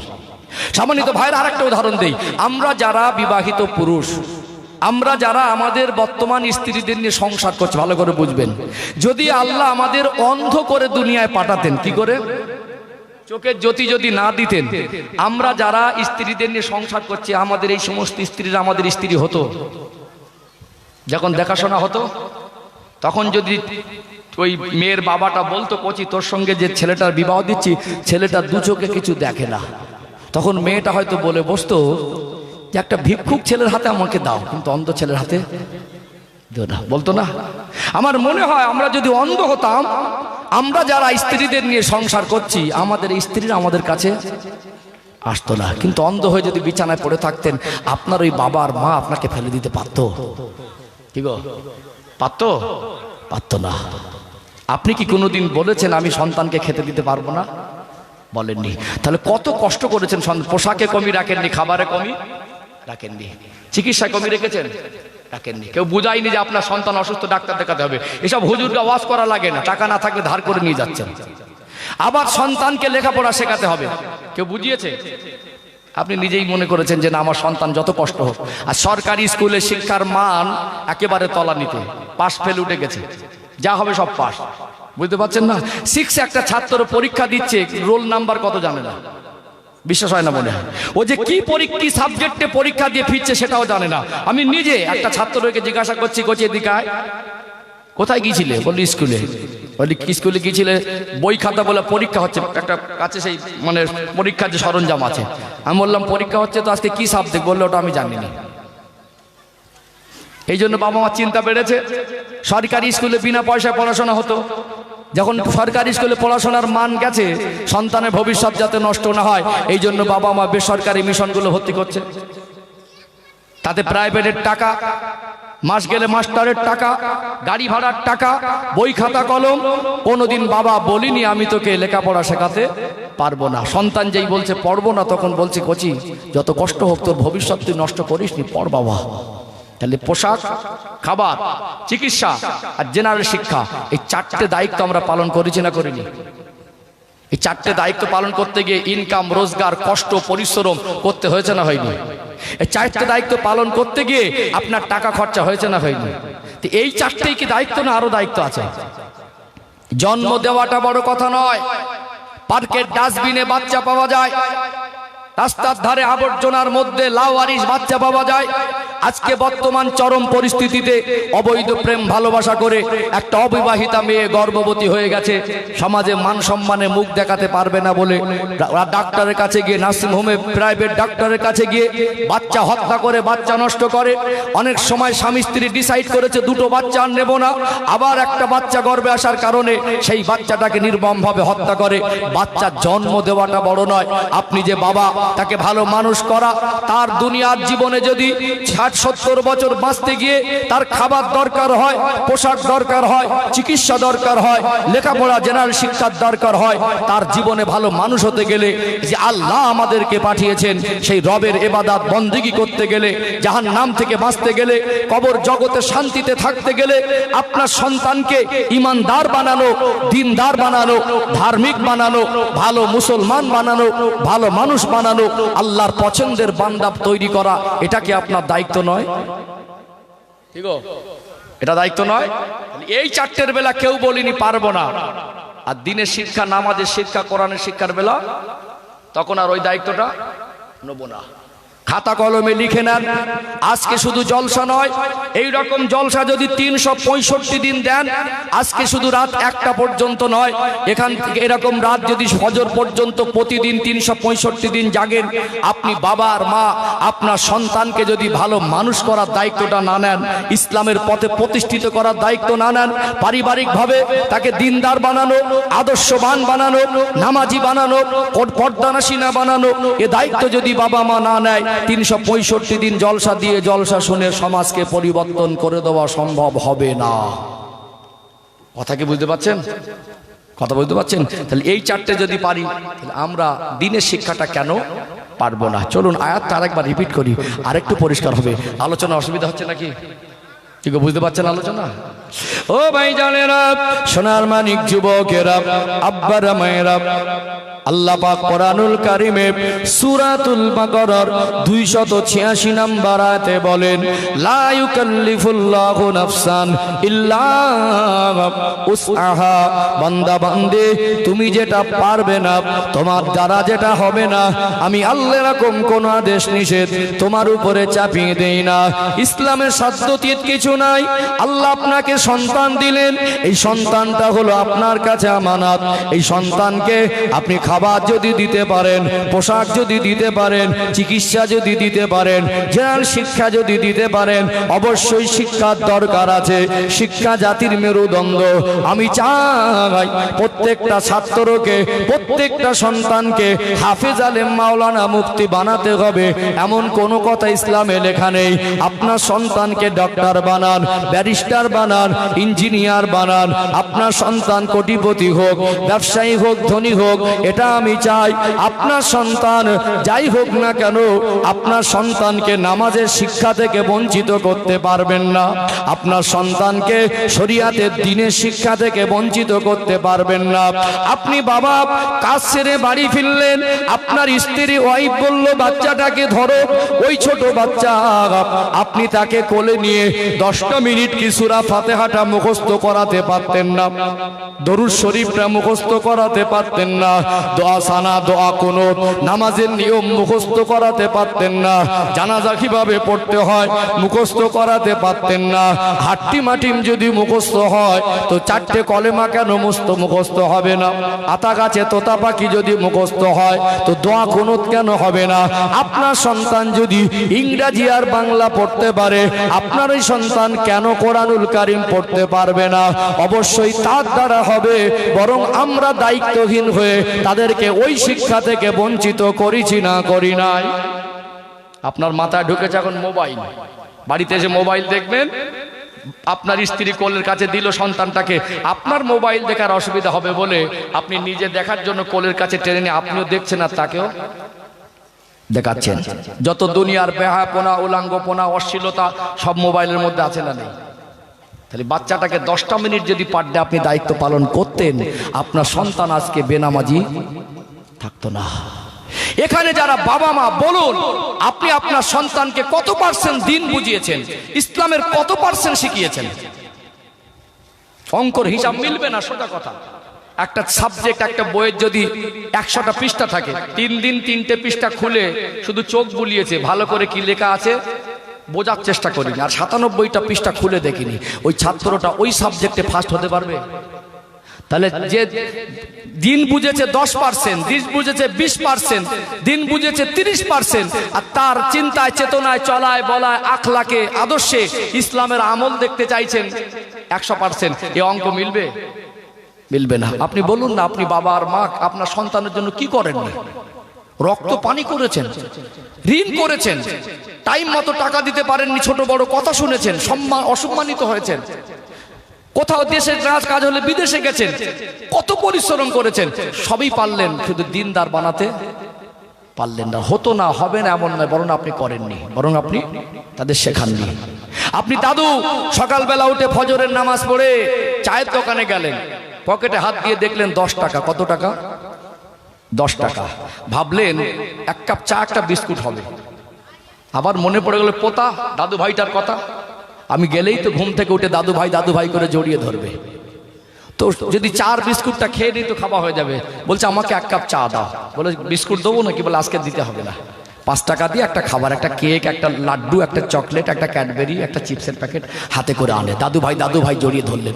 আপনি তো কোলে বসিয়ে, দাদু ভাই আপনারও তো দায়িত্ব ছিল, আপনার ওই পোতাটাকে কোলে বসিয়ে আমি সূরা ফাতিহা একবার পড়ছি, আমার সঙ্গে তুমি একবার পড়ো তো।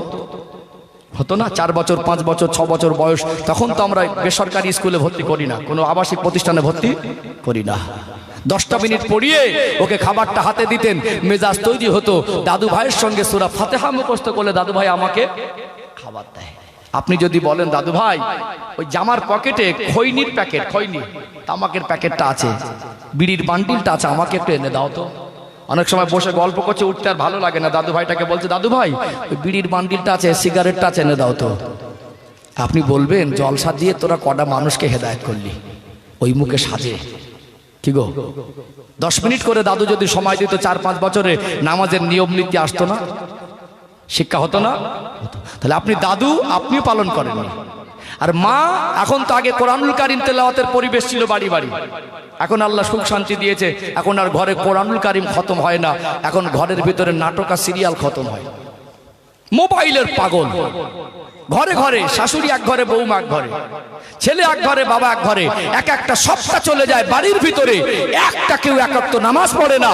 এক একটা সপ্তাহ চলে যায় ওই বাড়ির ভিতরে কেউ একদিন কোরআন তেলাওয়াত করে না। তাদের জবান থেকে একবারও আল্লাহ শব্দ বের হয় না। তাদের বাড়িতে একটা মানুষ নামাজের মশাল্লাটা হাতেও নেয় না। এরকম বাড়ি আছে না? ওই বাড়ির সন্তানগুলো দিন শিখবে কোথা থেকে? কার কাছ থেকে? আপনার সন্তান, আপনার দায়িত্ব বেশি, আপনার হক বেশি। আপনার সন্তানকে আপনি কাছে রাখছেন বেশি সময়। 20 বছর ধরে, 18 বছর ধরে কলেমা শুদ্ধ করে পড়তে পারে না, উজু করতে পারে না, দোয়া কুনুত জানে না। মানুষ মরে গেলে জানাজা কিভাবে পড়তে হয় সেটা বোঝে না। 20 বছর ধরে তাকে আপনার পরিবারের সবাই মিলে ভালোবেসে লালন পালন করলেন, শেখাতে পারলেন না। আমি হুজুর 2 ঘন্টা আপনার ছেলেকে গুলে খাইয়ে আল্লাহর ওলি বানিয়ে দিয়ে যাব, এ স্বপ্ন কি আমার পর্যন্ত বাস্তবায়ন হবে না? হবে কি? ঠিক হবে? প্রত্যেকটা গার্জেনকে দায়িত্ব নিতে হবে। আল্লাহ প্রসেস বলে দিয়েছেন, কু আনফুসাকুম ওয়া আহলিকুম নারা।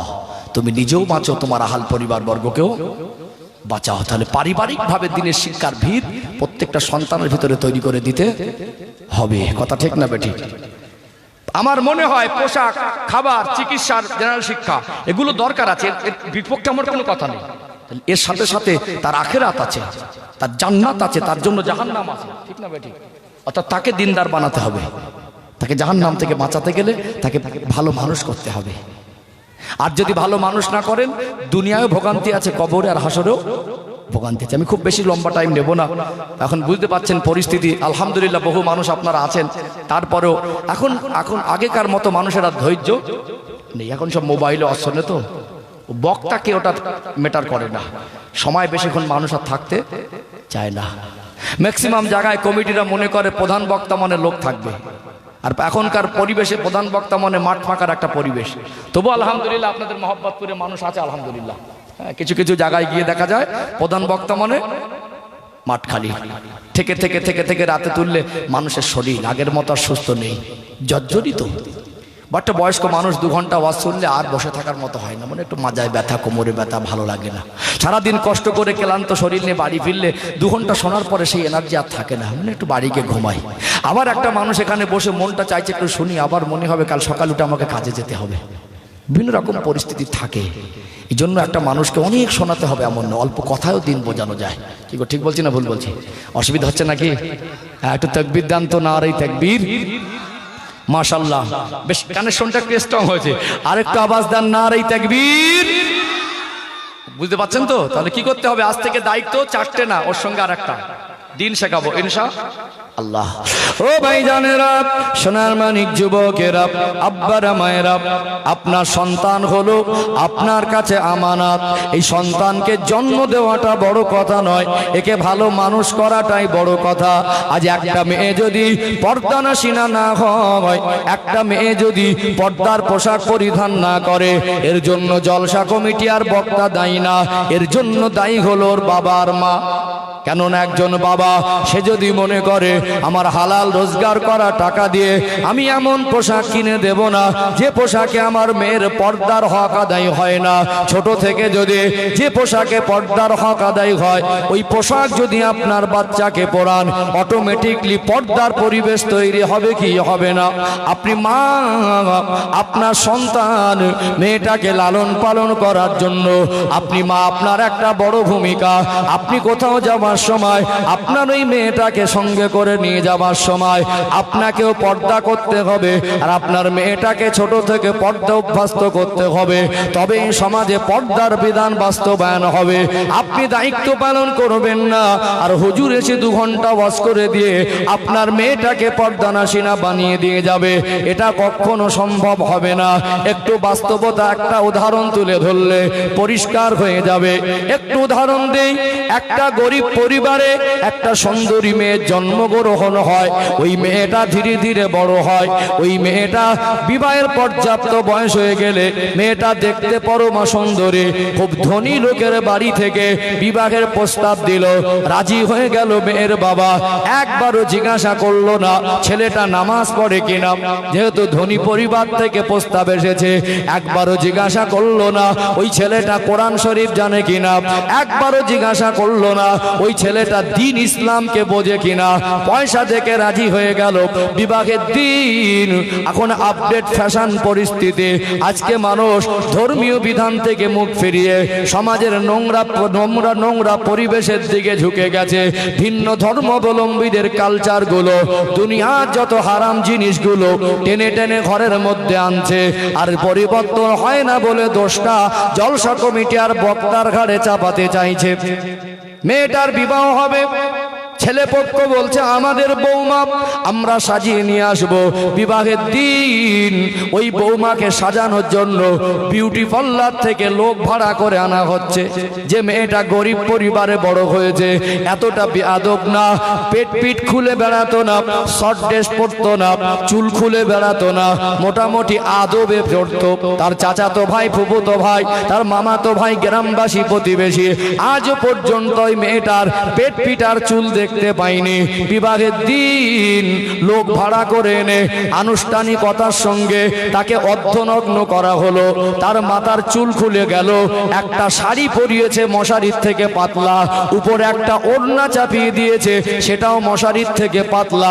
পর্দার উদ্দেশ্য নয়, বরং সৌন্দর্য বৃদ্ধিকরণ।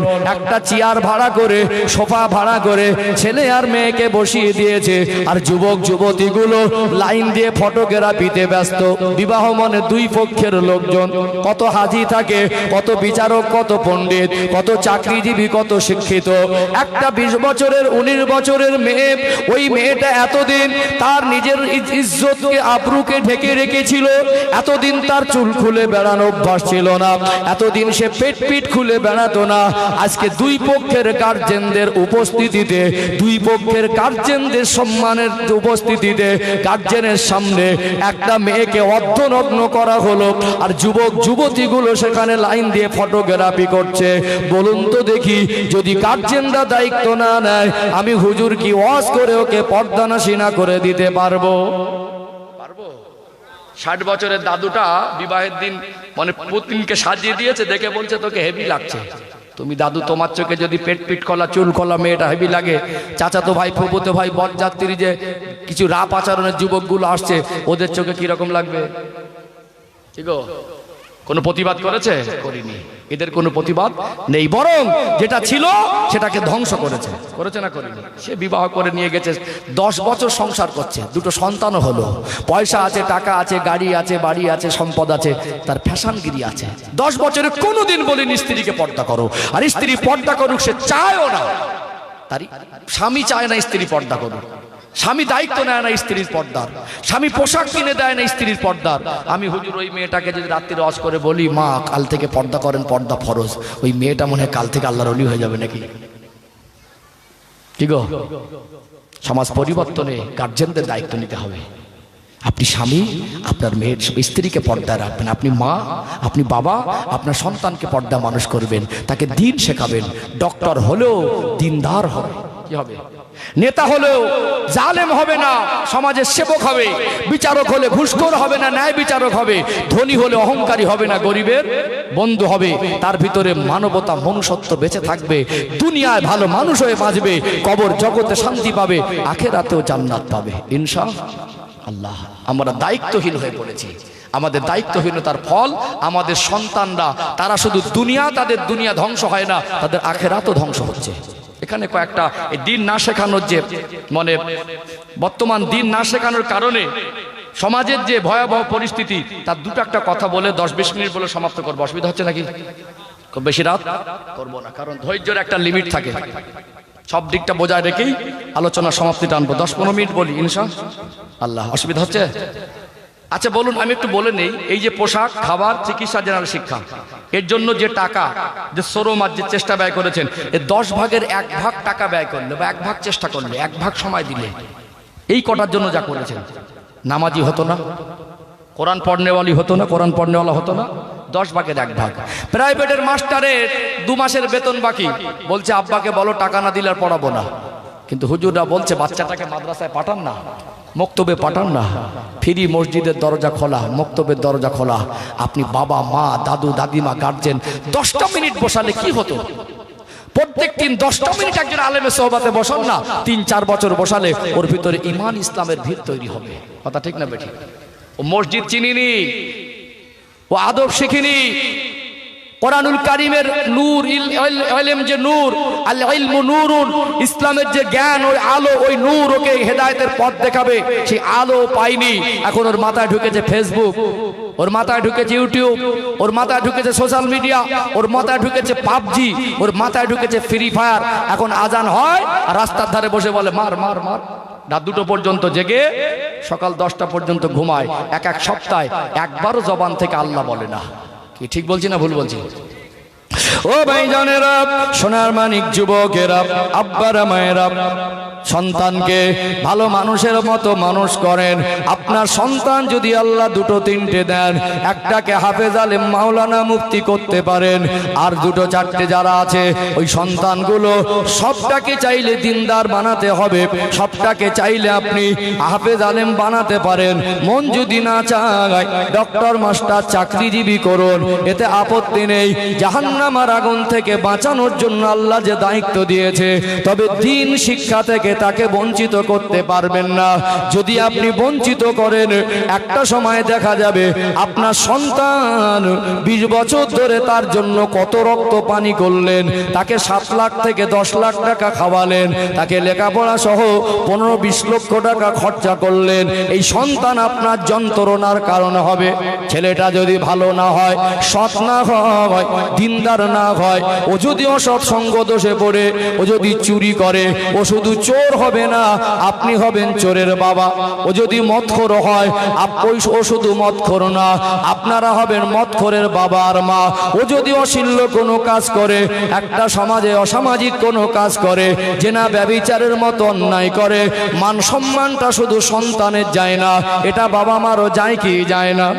আপনার মেয়েটা পালিয়ে গেল, ছেলেটা অন্যের স্ত্রীকে নিয়ে ভেগে চলে গেল, এখন দুনিয়ার সমালোচনার তো ঝড় উঠবে। কার ছেলে? অমুক লোকের ছেলে। সম্মানটা শুধু তার গেল না, বাবা মারও গেল। দিনদার যদি না মানান, দিনের পথে যদি প্রতিষ্ঠিত না করেন, তার হক যদি আদায় না করেন, ওই সন্তানের দ্বারা সমাজে আপনাকে লাঞ্ছিত আর অপমান অপদস্থ হতে হবে। 2 নাম্বার, আপনাকে সাজা নিতে হবে। আপনার সন্তানের কাছে আপনি বোঝা হয়ে যাবেন, ভারী হয়ে যাবেন। একটা সময় আপনার সন্তান ছোট ছিল, আপনি তাকে মানুষ করতে গিয়ে তাকে দিনদার বানাননি, তার হক নষ্ট করেছেন, আপনি তাকে ঠকিয়েছেন। কি করেছেন? তাকে দিন শেখাননি মনে আপনি বাবার মা, আপনি তাকে ঠকিয়েছেন। ও ছোট ছিল আর আপনি বড় ছিলেন, আপনি ওকে দিনের শিক্ষা থেকে বঞ্চিত করে ওকে যখন আপনি ঠকাবেন, আপনি ইটের একটা ঢেলা যদি উপরে উঠিয়ে দেন আপনার মাথা বরাবর, ওটা কিন্তু আপনার মাথায় পড়বে। আপনি তাকে ঠকিয়েছেন ছোটবেলায়, এবারে ও বড় হবে আর আপনি বুড়ো হবেন, ওর দ্বারা আপনাকে ঠকতে হবে। কি হবে? ওর দ্বারা আপনাকে ঠকতে হবে, দিনের শিক্ষা না থাকার কারণে। রিসেন্টলি ফেসবুকে একটা ভিডিও দেখছিলাম, একটা সন্তান বাবার কবরের যে ঘেরা বেড়া থাকে, ঘেরা বেড়া চুরমার করে দিচ্ছে ভেঙে দিয়ে। দেখেছেন মনে হয় কেউ কেউ?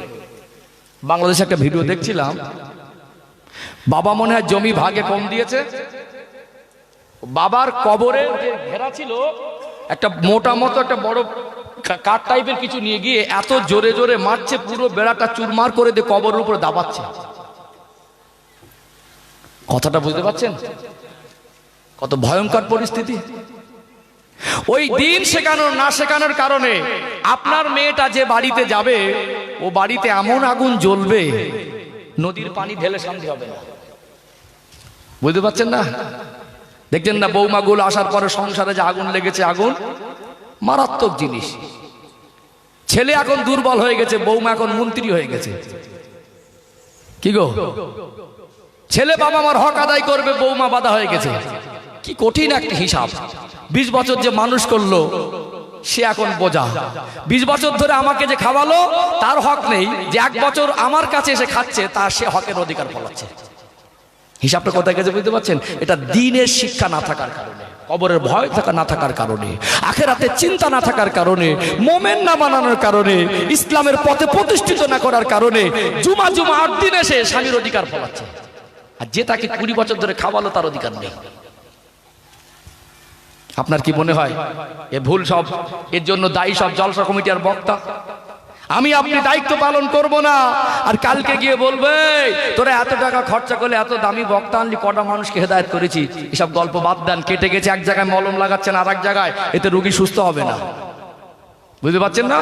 যে যার দায়িত্ব পালন না করলে সমাজ পরিবর্তন শুধু জলসা দিয়ে মনে হয়ে যাবে। শুধু যদি জলসা দিয়ে হয়ে যেত, সব আল্লাহর ওলি হয়ে যেত। প্র্যাকটিক্যালে তাকে শেখাতে হবে, ছোট থেকে আদর্শবান করতে হবে, বাবা মার মর্যাদা শেখাতে হবে, শ্বশুর শাশুড়ির মর্যাদা বোঝাতে হবে, ছোট থেকে তার কবরের ভয় থাকবে। ওই এমনও বৌমা আগে ছিল, শ্বশুর মরে গেছে, মেয়ের থেকে বৌমাটা বেশি গেছে, ছিল কি ছিল না? একটু হ্যাঁ দেন না। এমন সেবা খেদমত করেছে, নিজের মেয়ের থেকে বৌমাটা বেশি সেবা খেদমত করেছে, তাদের জন্য শ্বশুর শাশুড়ি মন খুলে দোয়া করেছে। আর এখন বৌমাগুলো এসে বাপের বাড়ির থেকে কসম আর কিরে করে আসে, বিয়ে তো হচ্ছে 6 মাসের মধ্যে আলাদা হই তারপরে দেখাবো। বুঝতে পারছেন না এখন কি পরিস্থিতি? শ্বশুর বাড়ি যা হয় সকাল সন্ধ্যা অটোমেটিক বাপের বাড়ি ফোনে সেটা বলে দেয়। কিছু কিছু মেয়ের মাও আছে ওই রকম ডেঞ্জার। মেয়ে কিভাবে সংসার করবে বাপের বাড়ির থেকে মেয়ের মা ঠিক করে দেয়। সংসারে মারাত্মক পর্যায়ের আগুন। টাকা থেকে কি হবে, উপর থেকে চকচক করলে কি হবে, ভিতরে সেই শান্তি অনেকে মন খুলে বলতে পারছে না, ভিতরে ভিতরে জর্জরিত। এটা কিসের কারণ? দিনের শিক্ষা না পাওয়ার কারণ। সবকিছু করেও মনের শান্তি সেই জীবনে পাবেন না। সন্তানের কাছে অবহেলা হয়ে যাবেন, সন্তানের কাছে বোঝা হয়ে যাবেন। সন্তান আপনাকে ঝাড়া মারবে, সন্তান আপনাকে দাম দেবে না, সন্তান আপনার গুরুত্ব বুঝবে না। আর সন্তানকে দিনদার বানাবেন, ও যদি ডাল ভাতও খায় বাবা মাকে ফেলে খাবে না। ওকে ওয়াজ করে বলতে হবে না বাবা মার খেদমত করো, জলসা বন্ধ হয়ে যাবে। ওকে যদি পারিবারিক ভাবে দিনদার বানান, বাবা মার খেদমত বন্ধ হবে না। কিছু কিছু বউ মায়েদের বলি, আপনিও মা, আজকে জুমা 8 দিন এসেছেন তো, আল্লাহ আপনাকে 2টো সন্তান দেবে। আজকে যে আচরণটা আপনার শ্বশুর শাশুড়ির সঙ্গে করছেন, ওই আচরণ যদি আপনার ছেলের বৌমা আপনার সঙ্গে করে, সেদিন বুঝবেন কষ্ট কারে বলে। মিলেমিশে থাকতে হবে, এটা ইসলাম। কথা ঠিক না বে ঠিক? কি গো, আপনার যেটা চাওয়া পাওয়া, স্ত্রী হিসাবে স্বামী স্ত্রীর ভালোবাসা দরকার আছে। আপনার কাছে প্রয়োজন হলে স্বামীকে বলবেন। সে স্বামী, সে একা আসমান থেকে উড়ে আসেনি, তার বাবা মা আছে, আপনারও হক থাকলে তাদেরও হক আছে। আর আপনি যদি আপনার স্বামীকে খেদমত করতে, বাবা মার পিছনে খরচা করতে বাধা দেন, আপনি স্বামীর ভালোবাসার স্ত্রী না, আপনি স্বামীর ভালো চান না, তার জন্য জান্নাতের রাস্তা বন্ধ করে জাহান্নামায় ঠেলে দিচ্ছেন। আপনি কি স্বামীর ভালোবাসেন না তাকে জাহান্নামায় ঠেলে দিচ্ছেন? এটা তো ভালোবাসার প্রমাণ না। ঠিক বলছি না ভুল বলছি? ও ভাই জানেরা, সোনার মানিক যুবকেরা, আব্বারা মায়েরা, দুনিয়াতে সন্তানকে দিনের শিক্ষা না দিলে আপনার সন্তানের দ্বারা লাঞ্ছিত বঞ্চিত হতে হবে, অপমান অপদস্থ অসম্মানিত হতে হবে। আপনার সন্তানকে দিনের শিক্ষা না দিলে বার্ধক্য জীবনে আপনি যখন বুড়ো হবেন ও তখন বড় হবে, ছোটবেলায় তার দিনের শিক্ষা দেবার হক নষ্ট করার কারণে আপনি যেমনটাকে ঠকিয়েছেন, এবারে সে আপনাকে ঠকাবে। আর একটা কঠিন পরিস্থিতি, সন্তানকে দিনের শিক্ষা যদি ভালো করে না দেন, আপনার মরণের সময় শান্তিতে মরতেও দেবে না। অনেক শিক্ষিত মানুষ আছেন, আপনারা মনে করছেন, অনেক আমার সম্মানিতা মায়েরা আছেন, আপনারা মনে করছেন হুজুর আবার এমন কেন বলছে, শান্তিতে মরতেও দেয় না। এটার বাস্তবতা কি একটু ব্যাখ্যা দেওয়া দরকার আছে না নেই? শান্তিতে মরতেও দেয় না, একটু বাস্তবতাটা ক্লিয়ার করি। কথাটা বেঁকা লাগছে, একটু সোজা করে দেই। একটা মানুষ যখন মুমূর্ষু অবস্থায় বিছানা শয্যা হয়ে সাকরাতুল মউতের কষ্ট পায়, ওই সময়টা বড় কঠিন সময়। সারা জনমের মতো দুনিয়া ছেড়ে চলে যেতে হবে, সব মায়াজাল ছিন্ন হয়ে যাবে। মরণের সময় বড় কঠিন সময়। আমাদের প্রিয় নবী বলেন, মরণের সময় একটা মানুষ যখন কষ্ট পায়, নয়, ওই মানুষটাকে কালেমা শরীফের তালকিন দাও। কালেমা শরীফের তালকিনের অর্থ হলো প্রেসার ক্রিয়েট করা নয়, জোর করে পড়ানো নয়। কলেমা পড়ো, কলেমা পড়ো, বিরক্তি করা নয়। কলেমাটা তাকে শোনাতে হবে। আর যদি খুব কষ্ট পায়, উজু করে মাথার ধারে বসে বসে সূরা ইয়াসিন শরীফ তেলাওয়াত করে শোনাবে। আমার আল্লাহ তার সাকরাতুল মউতের কষ্টটাকে সহজ করে দেবে। আর এখন যে বর্তমান পরিস্থিতিতে বাবা অথবা মা যদি মুমূর্ষু অবস্থায় থাকে, ছেলে মেয়েগুলোকে মোবাইল থেকে কল করে জানিয়ে দিল অবস্থা খুব খারাপ, চতুর্দিক থেকে ছেলে মেয়েগুলো সবাই এক জায়গায় হয়ে গেল। এখানে এসে বাবার মার জন্য এখন বড় বড় ফ্রেশ ডালিম, চকচকে আপেল আর রসালো লেবু, হরলিক্সের কোটো সব মাথার ধারে এনে তখন সব মায়া কান্না কাঁদছে। বৌমাটা তখন কাঁদছে, ছেলেটা তখন কাঁদছে। যখন খাবার দরকার ছিল তখন বোঝা হয়েছিল, তখন ঝাড়া মেরেছে। যখন চিকিৎসার জন্য টাকা দরকার ছিল তখন খরচা করিনি। এখন খেতে পারে না, সব মাথার ধারে এনে এখন খাবারগুলো ওখানে সবাই এক জায়গায় করে কি করে না। যখন খেতে পারতো না তখন খেতে দেই না, আর খেতে পারে না এখন মায়া কান্না কাঁদছে, শ্বশুর আমার খুব ভালোবাসতো। এইবারে মেয়েগুলো গালে পানি দিচ্ছে। মেয়েগুলো, একটা মানুষ যদি তার সিচুয়েশন খারাপ হয়, তার যে খাবার তো খেতে দিতে হবে, এতে আপত্তি নেই। কিন্তু সিচুয়েশন এরকম হয়ে গেছে, মনে করে আর বেশিক্ষণ বাঁচবে না, শেষবারের মতো অন্তত একটু পানি গালে দিয়ে দেয়। লাইনে 4-5টা সন্তান গালে চমচে করে পানি দিচ্ছে। মরে গেল, জান বেরিয়ে গেল, তারপর একজন পানি ঢালছে, বলছে আমার হাতের পানিটা খেয়ে তারপরে আমার আব্বা বাবা মরেছে। বুঝতে পারছেন না? বুঝতে পারছেন না? তাকে কলেমা শরীফের তালকিন দিতে হবে। হয়তো বা আল্লাহ তাকে 1 মিনিট বা 30 সেকেন্ড হায়াত রেখেছেন, এটা আমরা বলতে পারবো না। পারবো কি? তাহলে হয়তো বা তার এত কষ্ট হচ্ছে, কথা বলার ক্ষমতা নেই, আর জীবনে কথা বলার সুযোগ সে পাবে না। 30 সেকেন্ড বা 1 মিনিট পর মারা যাবে, হতে পারে। তো লোকে কি কলেমা শরীফ পড়াতে পারবো? শোনালে ওই মানুষটা শুনে, কানে শুনে যদি মনে মনে সমর্থন করে কলেমাটাকে, ওটাও কলেমা পড়ার মধ্যে শামিল হয়। জোরে বলুন সুবহানাল্লাহ। নবী বলেছেন যার শেষ বাক্য কলেমা হয়ে যাবে, আল্লাহ তাকে জান্নাত নসিব করে দেবে। জোরে বলুন। তাহলে কলেমা শরীফ শোনানোর কথা ছিল, অথচ যখন খেতে পারতো না তখন খেতে পারতো তখন দিত না, আর এখন খেতে পারবে না তখন খাবার এনে গালে লাইন দিয়ে পানি দিচ্ছে। মরার সময় শান্তিতে মরতে দিল? কি গো, মরতে দিল? দিল না। মানুষটা মারা যাবার পরে দুনিয়ায় তো ঠকেছে, মরের পরেও শেষ বিদায় জানাজার ময়দানে নিয়ে যাওয়া হলো। কাফনের কাপড় পরে আর একবার কবরে যাওয়ার কয়েক মিনিট আগে সন্তান আপনাকে ঠকাবে। ছেলেটা বাবা আর মা জানাজার নামাজে কাতারে দাঁড়িয়ে, এখন আমাদের বাংলার পরিবেশে জানাজার ময়দানে কেউ না কেউ বলবে হুজুর নিয়তটা বাংলায় বলে দেন। আচ্ছা, আপনাদের দিকে মালদা জেলায় বলে নিয়ত বাংলায় বলে দেন, বলে? আচ্ছা, নিয়তটাই কি শুধু জানা জানা, আরো কিছু আছে? নিয়তটা নাই বলে দিল, আরগুলো কে বলবে? যার বাবা আর মা মারা যায় তার যা মানসিক অবস্থা, কষ্ট হবে। সন্তান কষ্ট হবে না? সন্তান বাবা মা হারানো কষ্ট, তার যা মানসিক অবস্থা, ওই নিয়ত তার মাথায় ঢুকবে? ঢুকবে না। ছোটবেলায় বাচ্চাটাকে যদি হাট্টি মাটি মুখস্থ করানোর পাশাপাশি জানাজা নামাজ কিভাবে পড়তে হয় পরিবারের আপনারা যারা গার্জেন শেখাতে পারতেন, ওই সন্তান আপনাকে ঠকাতো না। আজ বাবার জানাজা সন্তান পড়ছে, মায়ের জানাজা সন্তান পড়ছে, ওই সন্তানটা আল্লাহু আকবার বলেছে আর শুধু ডান দিকে বাম দিকে সালাম ফিরিয়েছে। মাজায় যে দোয়া কালামগুলো ছিল সবগুলো গ্যাপ করে দিয়েছে। তাহলে জানাজাটা শেষ বিদায়, বাবার মা জীবনের ওই জানাজার নামাজটাও সন্তান শুদ্ধ করে পড়তে পারলো না। বলুন তো, কাফনের কাপড় পরে কবরে যাওয়ার আগে আর একবার সন্তানের দ্বারা ঠকতে হলো কি হলো না? ঠকায়নি? ঠকে গেলেন না? তার জন্য জানাজার মাধ্যমে যে দোয়া সেটা থেকে বঞ্চিত হলেন। এটা আপনার কর্মের ফল। ছোটবেলায় আপনি তাকে দিনের শিক্ষা থেকে বঞ্চিত করে তাকে ঠকিয়েছেন। আপনি যখন ও ছোট ছিল আপনি বড় ছিলেন, ওকে ঠকিয়েছেন। ও বড় হয়েছে, আপনি বুড়ো হয়েছেন, ও আপনাকে ঠকাবে। শুধু ঠকাটা দুনিয়ায় নয়, মরণের সময় ঠকবেন, কবরে যাবার কয়েক মিনিট আগেও ঠকবেন। কবরে চলে গেল, কবরস্থ করার পরে ওই সন্তানটা 1 সপ্তাহ ধরে বাবার শোকে চোখের পানি ফেললো, এক ওয়াক্ত নামাজ পড়িনি, বাবার কবরের কাছে গিয়ে কোনোদিন হাত তুলে কাঁদিনি, বাবা মার কথা মনে করার প্রয়োজন মনে করে না। আগের দিনে একটা মানুষ মাইয়েত হয়ে গেলে, মারা যাবার পরে ওই বাড়িতে একটা কান্নার রোল, শোকের একটা ছায়া থাকতো। এক ছেলে পুলে নাতিপোতা বৌমাগুলো, মেয়ে সন্তানগুলো কাঁদতো। আজ মানুষ মারা যাওয়ার পরে 24 ঘন্টা হয় না খিলখিল করে হাসির আওয়াজ। আজ যে বাবা সম্পদ রেখে গেল সেগুলো ভাগাভাগি নিয়ে ব্যস্ত। এগুলো কি আপনার সন্তানের হক নষ্ট করার ফল না? সন্তানকে মানুষ করুন। বাবা অসুস্থ শুনে মেয়েটা 3 দিন ইন্তেকালের আগে বাবার বাড়িতে এসেছিল। ওই মেয়েটা বাবা মারা যাবার পরে 1 সপ্তাহ বাবার বাড়িতে ছিল। এই 7 দিন আর 3 দিন 10 দিন এক ওয়াক্ত নামাজ পড়িনি, একটা লাইন কোরআন তেলাওয়াত করিনি।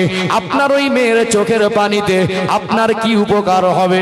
মেয়েটাকে যদি পর্দানাসীনা বানাতেন, মেয়েটাকে যদি কোরআনুল কারীমের তালিম দিতেন, মেয়েটার ভিতরে যদি ধর্মীয় জ্ঞান থাকতো, মেয়েটা যদি কোরআন পড়নেওয়ালি হতো, বাবা মারা যাবার পরে বাবার জানাজা আসরের নামাজের পরে মেয়েটা আসরের নামাজের রক্তে উজু করে বাবার লাশটা জানাজার ময়দানে নিয়ে যাওয়া হচ্ছে, কবরস্থানের দিকে নিয়ে যাওয়া হচ্ছে। মেয়েটার বুক ফেটে কান্না আসে। নামাজটা তো ফরজ, নামাজে দাঁড়িয়ে গেল, আসরের নামাজ পড়ে আল্লাহর কাছে হাত তুলে কাঁদতো, আল্লাহ আমি আমার আব্বার সন্তান, আমি আমার মায়ের সন্তান, তারা সারা জীবন আমার জন্য যা করেছে তাদের হক কিছু আদায় করতে পারিনি। আল্লাহ আমি মেয়ে বলে শরীয়তের বিধানে আমরা হানাফি মাযহাবের মানুষ, মেয়েদেরকে জানাজার নামাজ পড়তে যেতে হয় না। বলুন তো জানাজার নামাজে কি মেয়েরা দাঁড়ায়? মেয়েরা কবরস্থানে গিয়ে মাটি দিতে যেতে হয় না। আপনার মেয়েটাকে যদি শিক্ষিতা করার পাশাপাশি চাকরিজীবী বানান, ইসলাম মেনে চাকরি করুক, এতে আপত্তি নেই। তাকে নামাজের প্রতিষ্ঠিত করতেন, তাকে ধার্মিক বানাতেন, পর্দানাসীনা বানাতেন, আদর্শবান বানাতেন, শুধু আপনার জীবন উপকার হতো না মন নয়, আপনার মেয়েটা শ্বশুর বাড়ি গিয়ে এমন শান্তি পরিবেশ তৈরি করত, তার মেয়ের অভাবটা বৌমা দিয়ে ওই শ্বশুর শাশুড়িটা মনে হয় পেয়ে যেত। ওই মেয়েটা যদি নামাজের মুসাল্লায় বসে বসে আব্বার লাশটা নিয়ে চলে গেল, মায়ের লাশটা নিয়ে চলে গেল, কেঁদে কেঁদে বলতেন আল্লাহ আমার বাবা লাশটা চলে যাচ্ছে, আমি মেয়ে বলে জানাজার ময়দানে দাঁড়াতে পারলাম না, আমার ভাইটা আব্বার লাশটা খাটিয়াটা কাঁধে ধরেছে, আমি মেয়ে বলে একটু লাট খাটিয়াটা কাঁধে তুলতে পারলাম না, আমার ভাই গিয়ে বাবা অথবা মায়ের কবরে 3 মুঠা মাটি দিয়েছে, আমি মেয়ে বলে কবরস্থানে যেতে পারলাম না।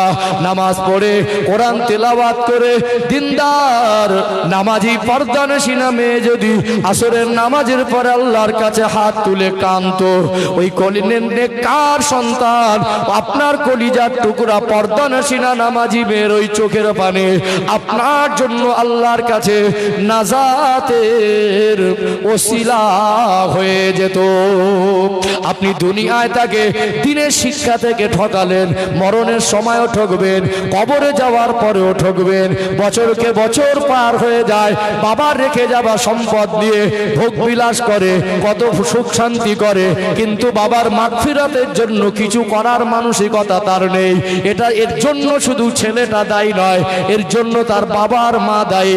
তাকে পোশাক পরিয়েছেন, খাবার দিয়েছেন, জেনারেল শিক্ষা দিয়েছেন, তার জন্য আপনি কত পরিশ্রম করেছেন, তাকে বড় করেছেন, ভালো মানুষ করতে পারেন নাই।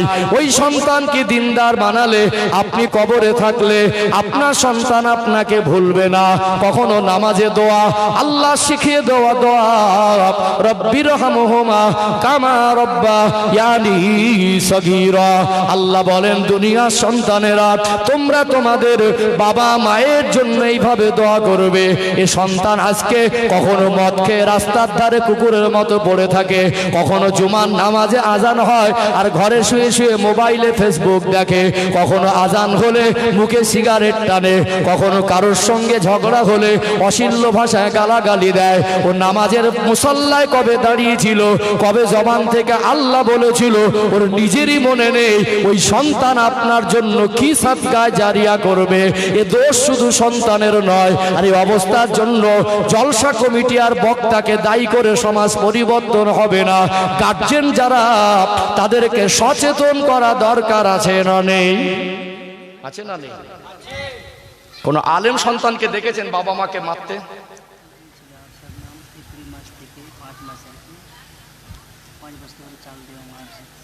আচ্ছা আচ্ছা। সম্মানিত ভাইরা, আমি কিন্তু সবাইকে এক পাল্লা তুলছি না। ভালো মানুষ নেই এটা বলছি না, আছে, কিন্তু আছে না নেই? সব সন্তান খারাপ এটা বলছি না, আছে। কিন্তু আমরা যতটা দায়িত্বহীন হয়ে যাচ্ছি, আস্তে আস্তে খারাপিটা যেন বেশি দেখা যাচ্ছে। কি গো, এখন থেকে যদি সচেতন না হই, আমাদের পরের প্রজন্মের জন্য আরো ভয়ঙ্কর দিন আসবে। বুঝতে পারছেন কি? এখন থেকে যদি আমরা একটু দায়িত্ব পালনে সচেতন না হই, আমাদের সন্তানদের নাতিপোতাদের জেনারেশনে আরো ভয়ঙ্কর পরিস্থিতি তৈরি হবে। আজ তার বাস্তবতা, বাবার কবরে গিয়ে মুগুর মারছে। বুঝতে পারছেন না? আছে ভালো সন্তান, বাবা মার পিছনে খরচা করলে আল্লাহ বরকত দেয়, বাবা মার দয়া আল্লাহ নসিব খুলে দেয়। নেক সন্তান তৈরি করে যান, আখেরাতে ওই সন্তান আপনার উপকারে আসবে ইনশাআল্লাহ। এই যে মাদ্রাসা, যারা হাফিজে কোরআন, আল্লাহ তাদেরকে বলবেন, তুমি আমার কোরআনুল কারীমকে অনেক কষ্ট করে সিনা সংরক্ষণ করেছিলে। তার বাবা মাকে আল্লাহ নূরের তাজ মাথায় পরিধান করাবে। হাসরবাসী অবাক, আজ কঠিন দিনে এই সমস্ত মানুষরা কারা আল্লাহ এদের মাথায় নূরের তাজ পরিয়ে সম্মানিত করেছেন? আল্লাহর তরফ থেকে হুকুম আসবে, আমি আল্লাহদের সন্তান দিয়েছিলাম আমানত হিসেবে।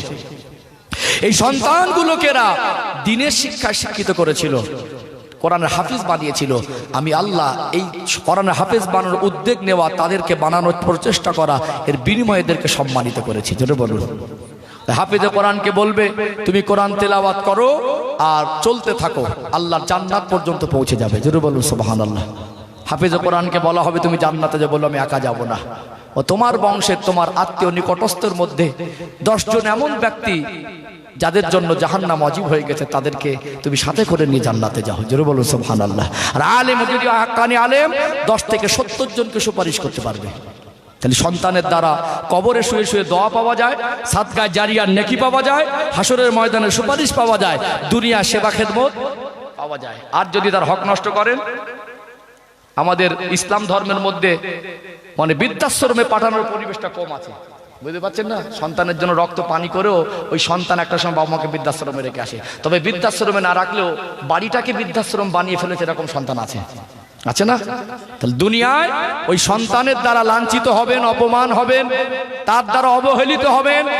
মরণের সময় সে শান্তিতে মরতে দেবে না, খাপন পরে ঠকবেন, কবরে গিয়ে ঠকবেন, আখেরাতেও ঠকবেন। আমরা সন্তানকে দিনদার বানাবো ইনশাআল্লাহ। এই যে মাদ্রাসা, হাফিজুল ভাই, আমাদের সম্মানিত হাফিজুল ভাই 1000 টাকা। এই যে মাদ্রাসা, এটা ইলম তৈরির কারখানা। বুঝতে পারছেন? মনে রাখবেন, আজকে আমরা সবাই স্বীকার করি, আমরা সবাই স্বীকার করি কোরআনুল কারীম হলো শ্রেষ্ঠ কিতাব।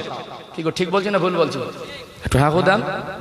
কোরআনুল কারীম শুধু এই গরিবগুলো স্বীকার করে না, শিক্ষিত ডক্টর, মাস্টার, ব্যারিস্টার, ইঞ্জিনিয়ার, মন্ত্রী, নেতা সবাই স্বীকার করে।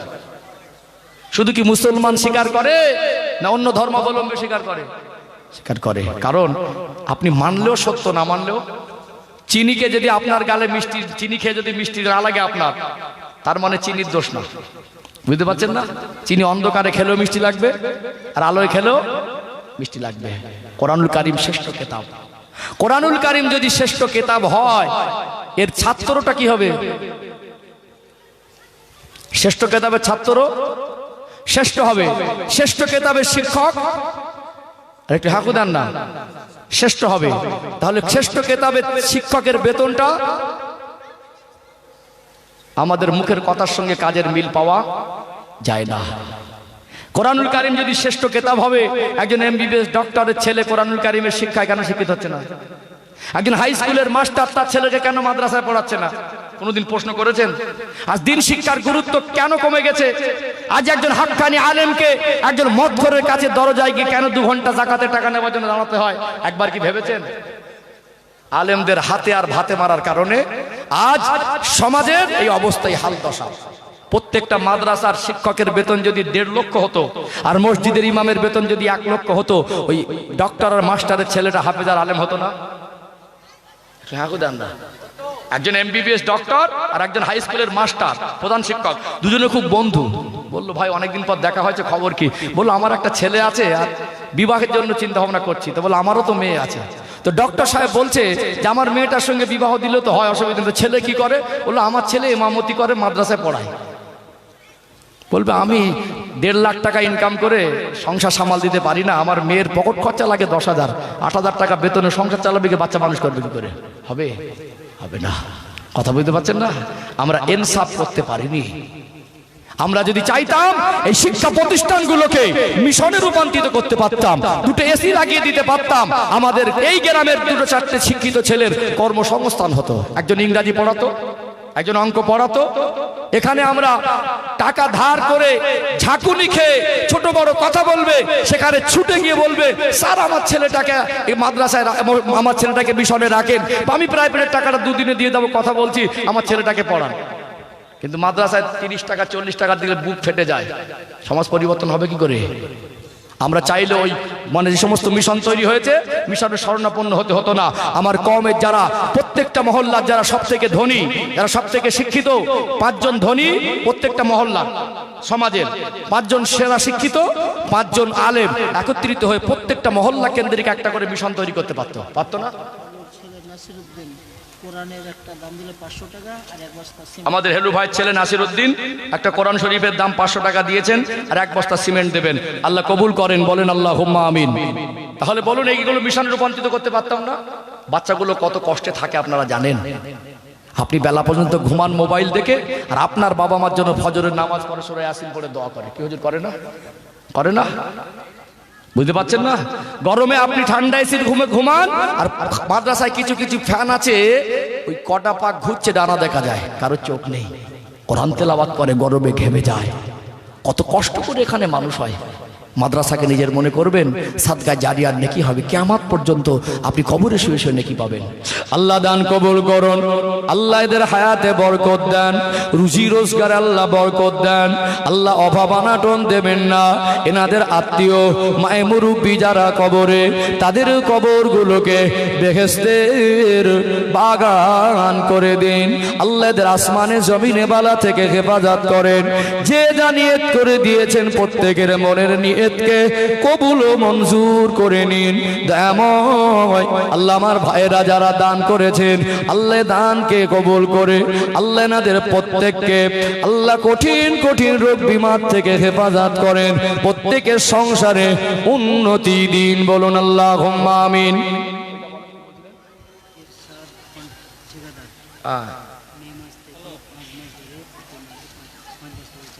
আমাদের এরশাদ ভাই ঠিকাদার মে মাস থেকে প্রতি মাসে 5 বস্তা করে মাদ্রাসা চাল দেবে, 5 মাস ধরে। মাশাআল্লাহ, প্রায় 25 বস্তা চাল।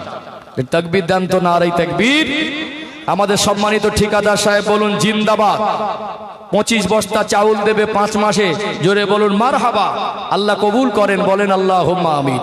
আল্লাহ দান কবুল করেন, আল্লাহ আমার ভাইটাকে সমাজে প্রতিষ্ঠিত করে দেন, ধনী সম্পদশালী বানিয়ে দেন, মনটা বড় উদার। আল্লাহ এই সমস্ত দানী ব্যক্তিরা যদি ধনী হয়, ইসলাম প্রচারে উপকার হবে, দিন কায়েমে উপকার হবে। আল্লাহ আমি মুসাফির হালাতে তাহাজ্জুদে রক্তে এতগুলো মানুষকে নিয়ে দোয়া চাই, আল্লাহ আমার ওই ভাইকে নেক দীর্ঘ লম্বা হায়াত দেন। আল্লাহ ওনার পরিবারের রহমত ও বরকত নাজিল করে দেন। শত্রু দুশমনের হাত থেকে, বিপদ মুসিবত থেকে, আল্লাহ সমস্ত রকম অনিষ্টার হাত থেকে, কঠিন কঠিন রোগ বিমার থেকে হেফাজত করুন। বলুন আমিন। তার আত্মীয় আপনজন যারা কবর জগতে চলে গেছেন, আল্লাহ তাদের বারজাকি জীবনে আপনি মাগফিরাত করে দিন। এ সওয়াব তারা আত্মীয় স্বজনের রুহে রুহে পৌঁছে দিন, তাদের কবরগুলোকে বেহেশতের বাগান করে দিন। বলুন আমিন। আমি খুব বেশি লং টাইম নেব না, 2-10 মিনিট। মুসাফির হালাতে আছি, দোয়া করব। আমার মায়েরা যদি 30 জন 1000 করে দেয়, 30,000 টাকা। মায়েরা যারা আছেন, 30টা পূরণ কি করে হবে এটা আমাদের চিন্তা না, আল্লাহ চাইলে হয়ে যাবে। 30 জন মা 1000 করে দেন, একজন উদ্যোক্তা শুরু করেন, ইনশাআল্লাহ